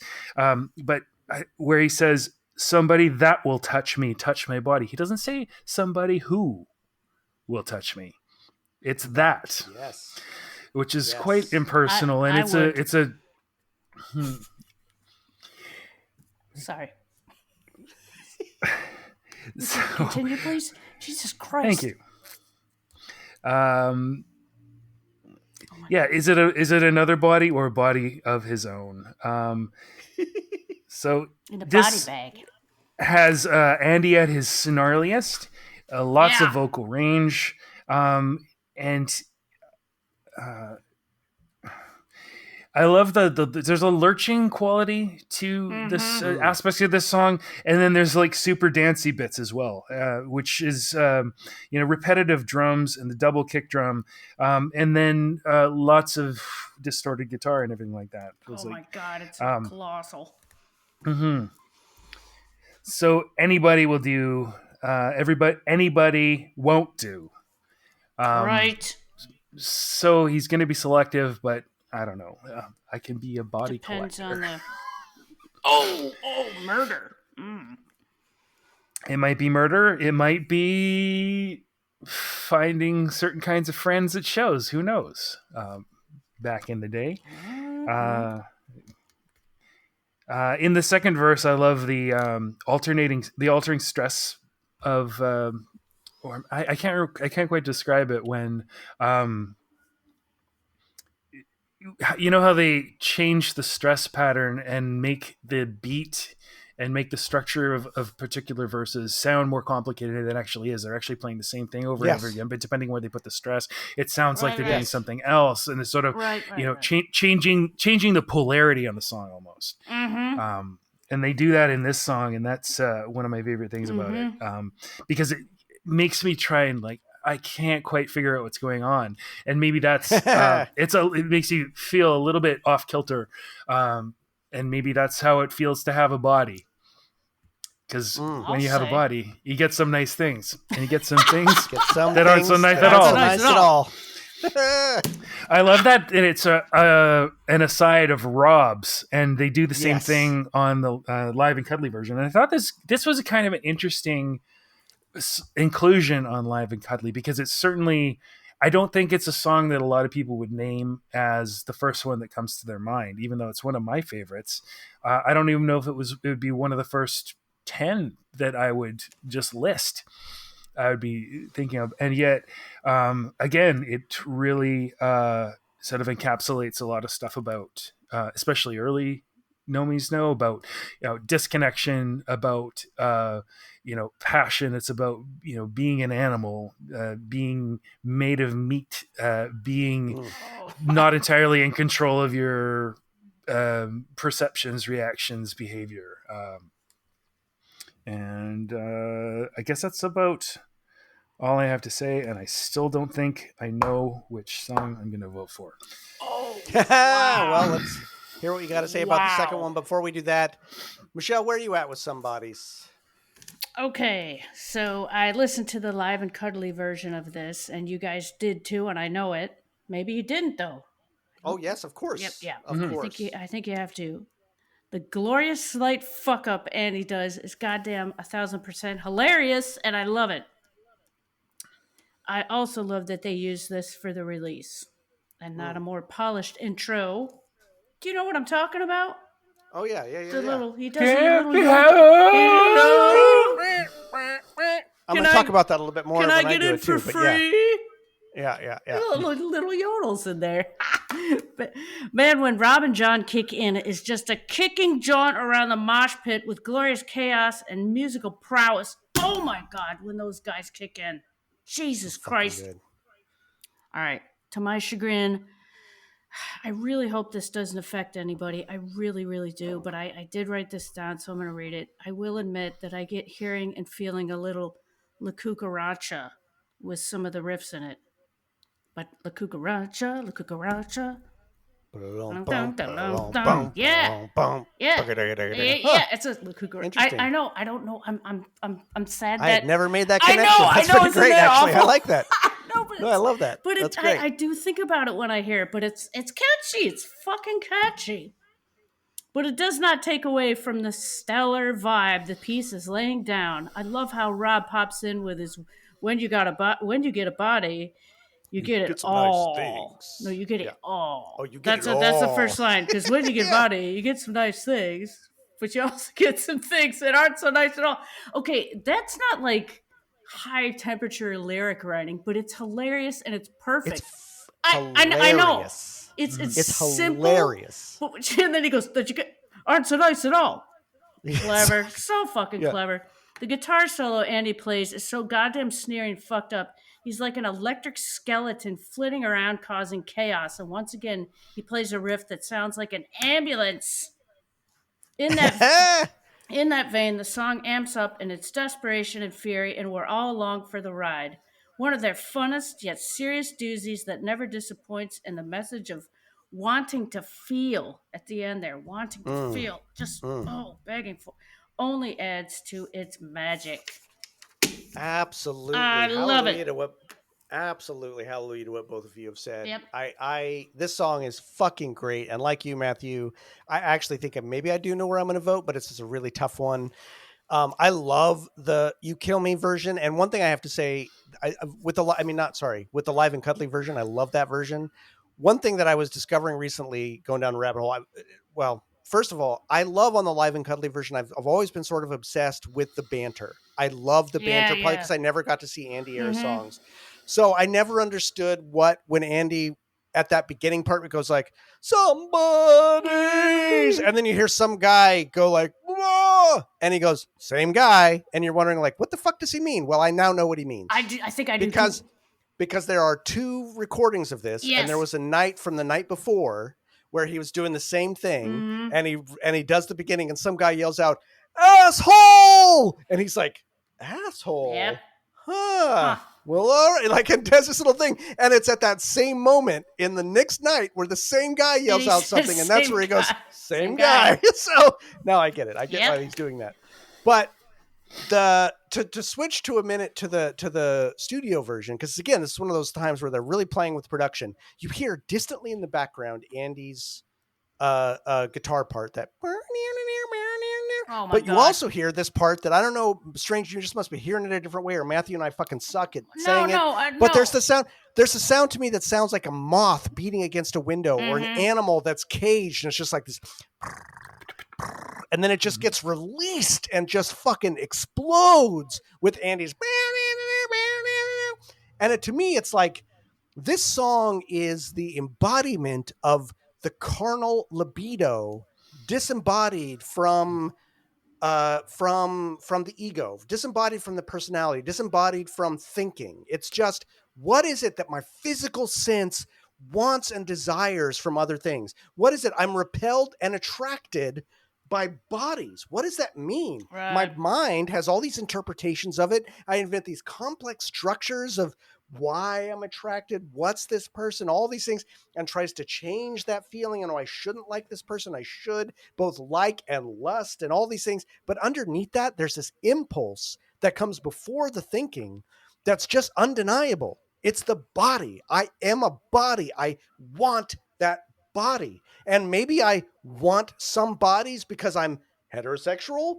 Maybe I'm bi and I don't know it. Maybe I'm in denial about that. But I've got these impulses that I've got to be dealing with my whole fucking life, especially in my youth, when those feelings are fucking on fire and I'm really trying to contend with them. And barely and I don't restrained. always know what and barely restrained. And that's that opening part is beautiful for that sense, because it starts off in the background and just fucking explodes with Andy. I want, it's just fucking gorgeous, gorgeous, gorgeous. And it's absolutely on point for what this song is saying, which is, you know, Matthew hit on a lot of what he was, what I would say about this as well. But I in terms of the lyrics, and I think that Andy's delivery on this is so fucking brilliant for that. And especially by the end, when you have that, I just want to feel, which is that chaos. It's chaos, but it's a perfect expression of this human carnal need to be physically connected with another body. And I don't understand it. And I don't know why. And that part doesn't want to know why. It could give a fuck. The part that wants to know why is the part that gets in the way. It's that other part that's just, I just want to feel. I just need. It's want and need. There's no why, nothing wherefore, because it's just the it. It's just, it's just fucking there. And can you help me feel is that last plaintive, right? It's just, and I've got to think that, we've heard from Andy in some of his corrections that John is responsible for all gizmos. Of the gizmos. And there's so much of that in here that is so good and it's so warped. And it's that feeling of like, our bodies are so alien to us in so many ways because our ego tries to suppress those feelings and tries to make sense of them, but we can't make sense of them often. There are things that we can't make sense of and that often drive what we think we're doing, but we don't know it. And so it's these unconscious drivers that push us forward.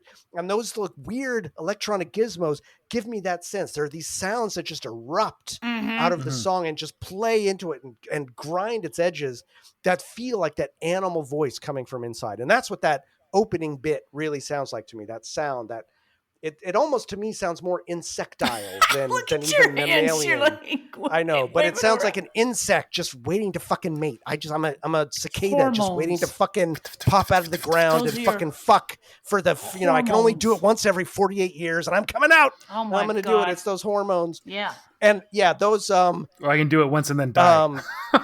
And then die. Right. Yeah. And I love some bodies. I hate some bodies. And with some bodies, I know I could go either way. Is fucking hilarious. As is the, when you get a body, you get some nice things, but you get some things that aren't so nice at all. Whoa. It's so funny. It's so funny. They're just taking the piss out of one of the most fundamental parts of being a human being, while also at the same time as taking a piss, acknowledging accurately it. describing the urgency of that element of being a human being. And that's, again, one of the reasons these guys are so fucking good, because they can take the piss out of it while at the same, in the other hand, going, yeah, but come on, this is your fucking seriously, reality. exactly. You can't deny that this is your fucking world. Mhm. So, fuck you. Can you help me feel? This song is fucking banger. And I know why they put it on Live and Cuddly, because live, it's insanely Oh my great. God, it's so and good. it's one of those things, right, where Andy is he is being in the moment when he's singing it. I see your bodies. I see you guys moving, right? Like he's talking to the audience when he's singing it live and cuddly. He's changing the lyrics to let these people know he's really looking at them, and he's talking about them right now in space. He's not being abstract about it. He's talking about your bodies, fuckers, right? Like Looking at me. even that one guy calling him an asshole. I want to find that guy. I love this song. I think it's fucking great. know what for. Amazing example of the early No Means No. An amazing example of Andy's absolutely out of this world vocal range and Yes. performance, and the the band's guitar. ability. Oh my God, the guitar. The guitar, the bass, Jesus just Christ. the drum, all of it. These guys had every ounce of everything that made them genius from the very, very beginning. And the song is And a great example. sweatpants. They could play this song in the most holy nasty sweatpants. Yep. And it would still be beautiful. All right, Exactly. let's move on to the other half of this duo, and that's Sad, off of Small Parts, Isolated and Destroyed. Let's get a little sad for a moment and hear this.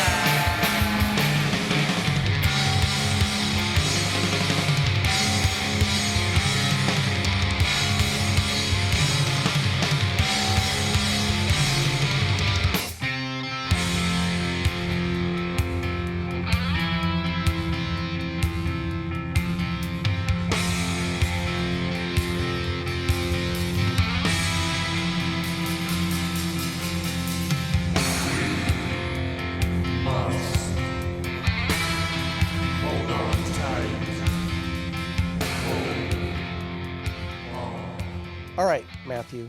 I just want to reiterate, Happy Face to tell us about it. fuck this matchup. Fuck it. Yeah. Fucking stupid fucking. The squeaky toys at the beginning are super great. I am still hearing things that I had not noticed before. Maybe it's because of these headphones. I could not get it quite loud enough, but underneath the squeaky toys, there is part of another one of their songs. It may actually be part of this song. In fact, I would like it if it were, but you can just barely hear it. And if it were sort of just the refrain of this song, it would totally feed into what I think the song is about. That it is circular. It is sad. This song has a lot in common, I think, with Small Parts. In that it is, there's a lot of restrained energy, and then it just sort of comes out. There's a very sort of sleepy, almost slint-like beginning, and then right into a really kinetic beginning, and then back to the quiet. Interestingly, the lyrics that I could find online and in the CD sleeve, like Andy's lines are not. They cut them out. They cut them out. Yeah, what the fuck is that? Which is interesting. So weird.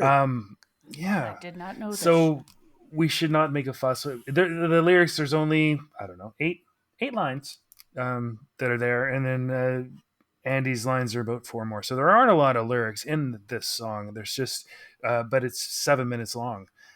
It is a real journey. And I think it is about the fact that existence is fleeting and nobody else should try and define it for you. Um, it is. We shouldn't make a fuss. What would become of us? We shouldn't. We should not. And that's sad. And that's sad. We must hold on tight. Hold on with all our might. Does that mean hold on to existence? Does that mean that you should not embrace your progress through life, through time? And then I demand what you should be in the name of decency. You do the same for me. And that's sad. So I don't know whether it's them thinking that it's sad that people aren't acknowledging. They're trying to cling to the past. They're trying to cling to existence rather than noticing their progress through it. And that's sad. And then Andy's lines, we live just killing time, just waiting to die. And that's the biggest crime. And that's the biggest lie. So he may be disagreeing with everyone's exhortation that time is wasted. It's the biggest crime to waste time. It's the biggest crime not to use the time you have. But also it's the biggest lie, because maybe you're still existing. You're still living. You may be enjoying the monotonous, the daily grind. Who knows? You're still alive. And who is anyone else to tell you how to use that time? And so I don't know. Maybe the middle bridge, it's like almost an attempt, and the fact that there are sort of fast bits and slow bits is almost like an attempt to, like the structure of the song is a metaphor for what they're trying to say, and it's a metaphor for life. You're trying to extract yourself from this languor, this laziness, this not, trying to accomplish what you can accomplish, and then you fall right back into it. You fall back into the slow, kind of more sleepy bits, and then by the end, it's a full-on balls out race to the end of the song, where he's just sad, and yet you're still living. There's just still this.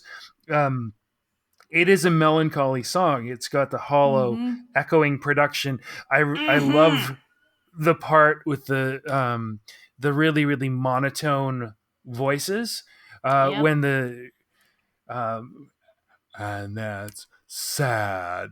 They're both monotone. There's a little bit of a downward curve. It's almost like an intonation or an incantation. It is a little bit creepy, but maybe that's sort of the sound of the people who are living, just killing time, just waiting to die.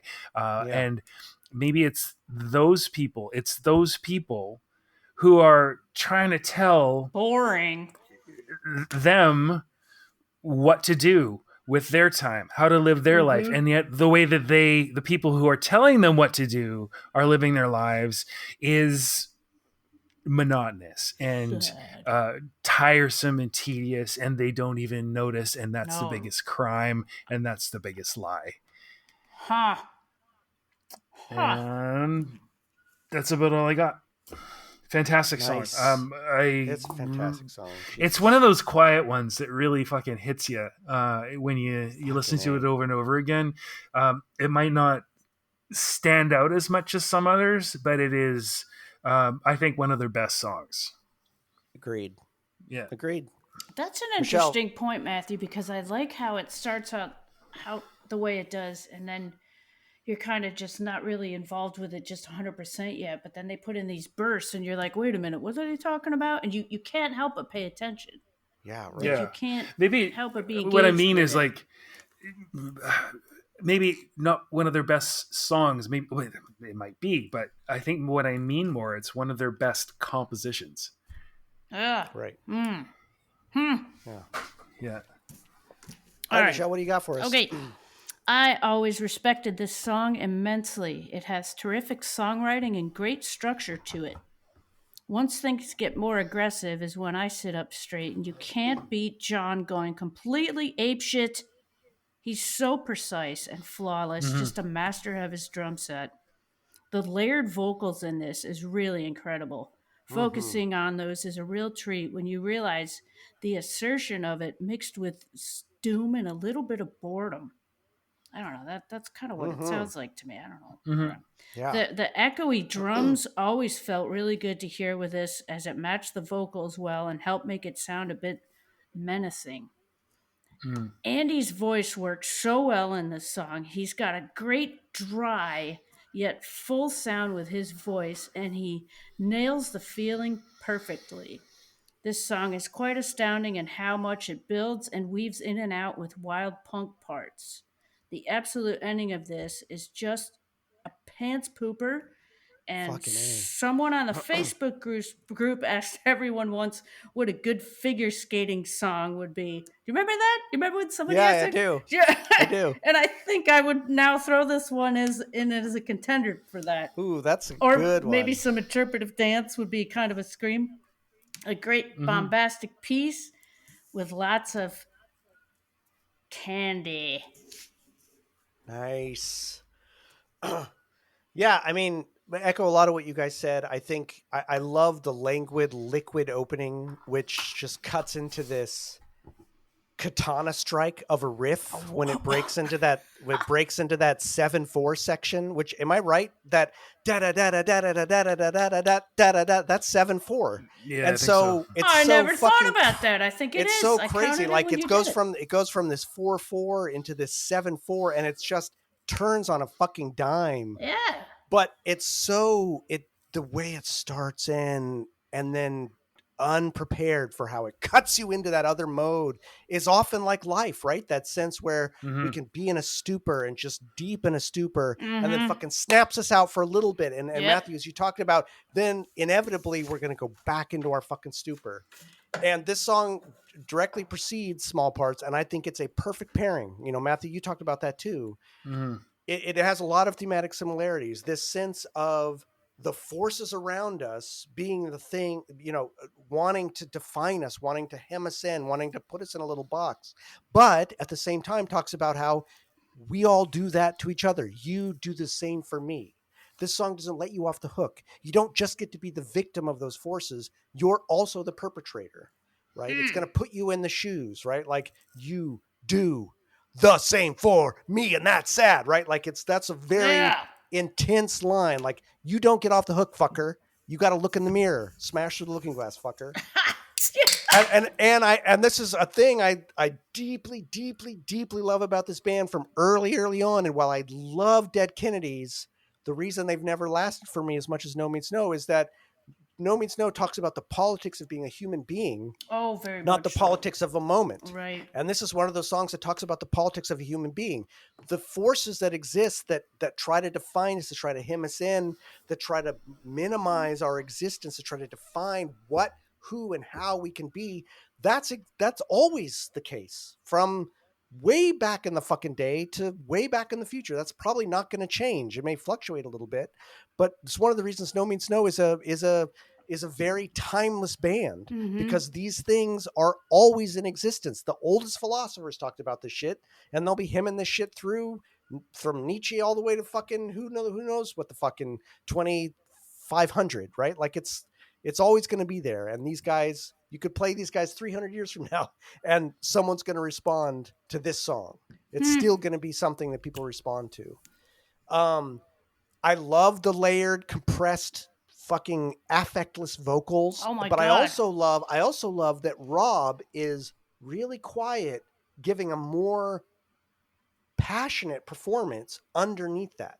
You can't really hear it that much, but he's there singing it with more passion underneath the affectless. So it's almost, to me, like that part that's trying to fight against it, Oh. coming up against the forces that are like, we demand. But underneath, there's this guy underneath who's quietly trying to push against that, going like, no, Yeah, fuck so you, he's not right? so Like, monotone. He's having he's some not so inflections monotone. and He's shit. got more inflection. He's got Yeah. more passion, and it's unprocessed. Other than the fact that it's dialed down, it's unprocessed, but it's suppressed. It's Ooh. hidden underneath it. It's fucking That's great.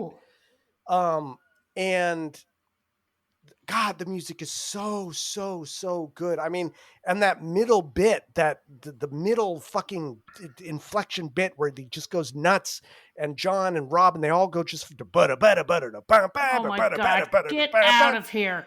It's so fucking good. And I think this is one of my favorite lead outs of the band. That last section where it's just where Andy is singing, with no vocal processing on it, sad, Oh my and they're god, just belting it.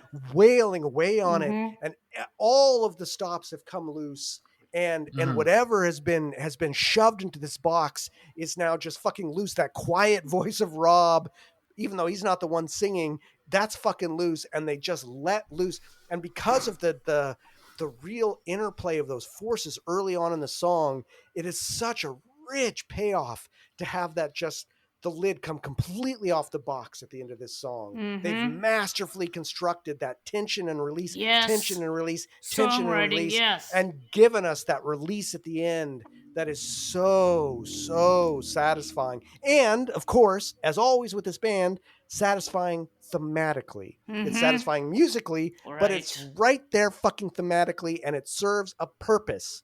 And fucking this song is so good. I don't know how many of you out there really like this song, but I think this song is absolutely There's something in it for everybody, this one. fucking phenomenal. Yep. It is gorgeous and composed brilliantly, Yes, and yes. the engineering is beautiful again. All those sounds and the way they fuck with the vocals and everything about it, every layer of this song is fucking perfect and intentional.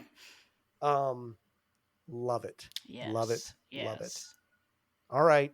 Let's Oh boy. You gonna spin the vote wheel? Matthew, you're up. Where's that washer, Matthew? You got your washer?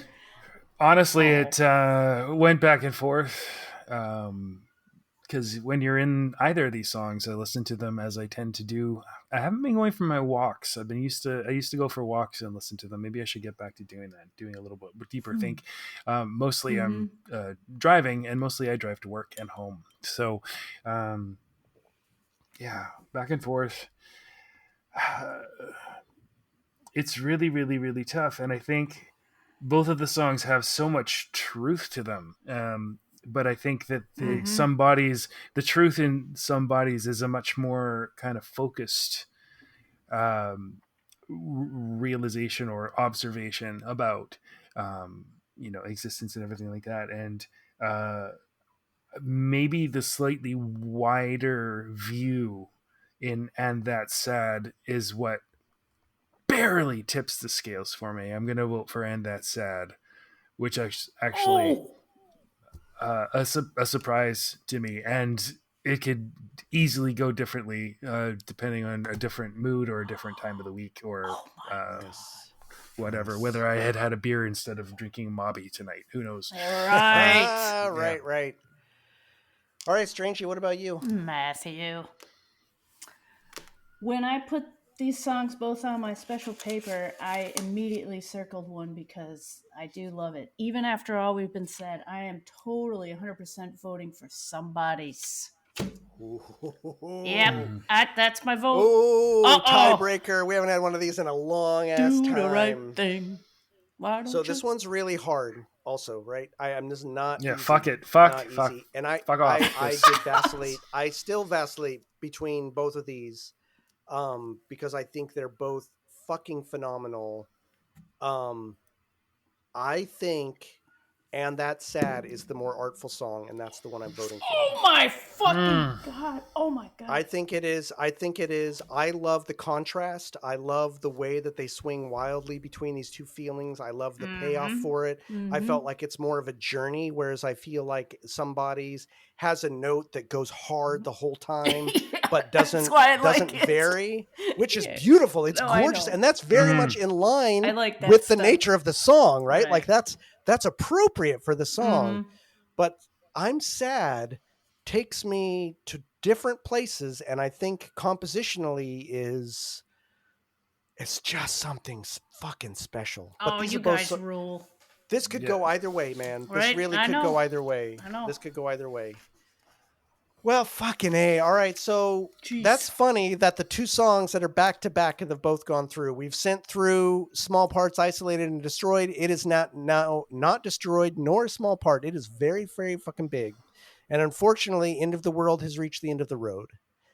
The next ones are Somebody's, and then That's Sad, and That's Sad is not sad. It's doing a little jig in the corner, while Somebody's, unfortunately, is not some nice things. But they're both brilliant songs. They're beautiful.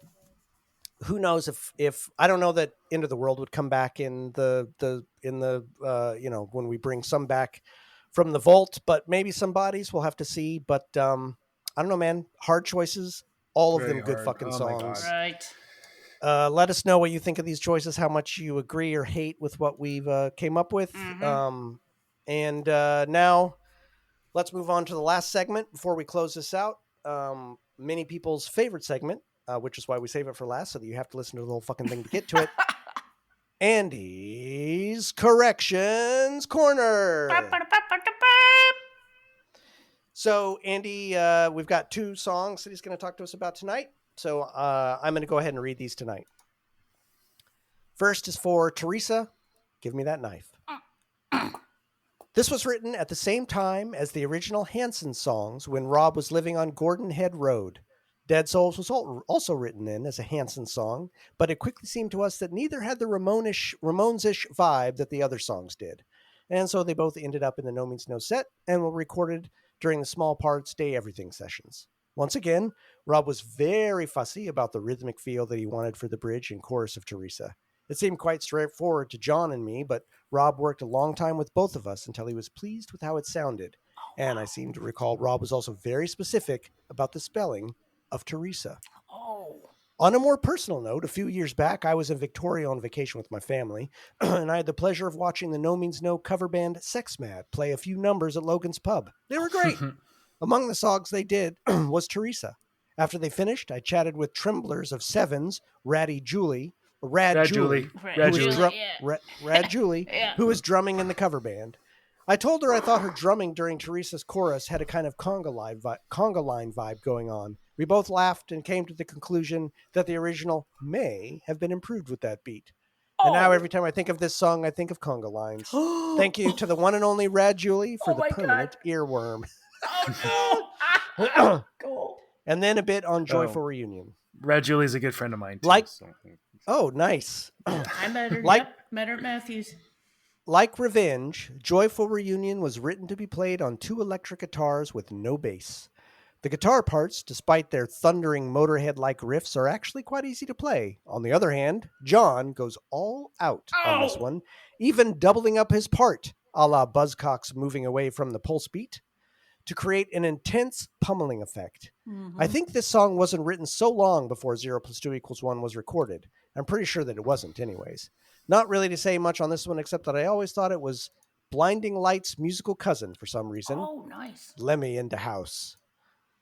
Well, thank you, Andy. I will say, on a personal note, Joyful Reunion puts Blinding Light 1,000 feet underground would be all I would say. Even though Blinding Light is not a bad song, it's no Joyful Reunion. Anyway, fucking A, I can't believe we get to hear these missives from Andy. Yeah. Love it. Holy shit. So Treats. you've reached the end of another episode. Somehow we've made this one 2 hours yet again. I guess that's our new fucking thing. Oh no. Is that bad? Are people going to No, it's good. Are people still listening? They're listening now. You can go on 2 jogs instead of just one. Yeah, maybe. No Means No Thing is produced and edited by yours truly, Jordan Flato. Co-hosting and podcast graphics are by the indelible Matthew Kowalik. Michelle Stranges is our third and everyone's favorite co-host and official Foley artist. Shout out to our official mascot, Teddy. Oh, yeah. And thank you to No Means No for the use of stock taking as our intro and outro music. I just want to let everyone know I'm a good machine.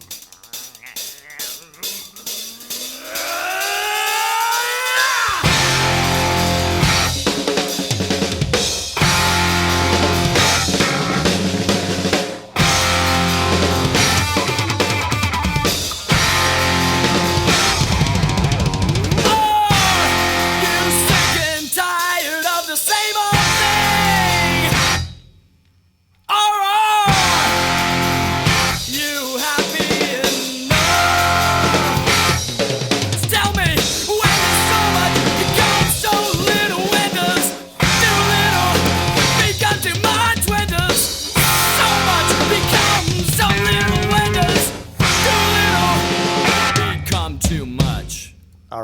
we've made it to the secret section, which I think most of you know about by Secret now. Section.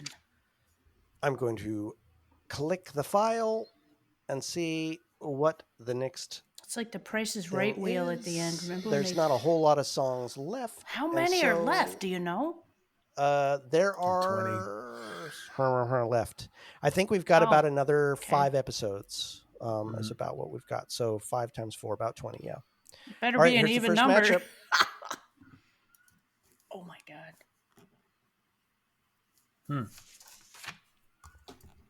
There's the first matchup, and here's the second matchup. You ready? Yes. Oh, that's cool. All right. They're good songs. I don't know. There's no kaijus in the building necessarily, but some good fucking songs. Wow. I'm looking forward to it. We're going to try to make sure, even though we're now down to recording these the week they're released. Not good. We got to get ahead of that, Not man. good. We got to get ahead of that a little bit somehow, but that's how it is.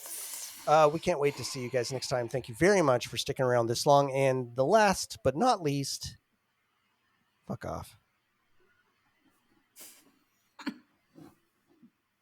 And now I can't find the stop button. Oh shit.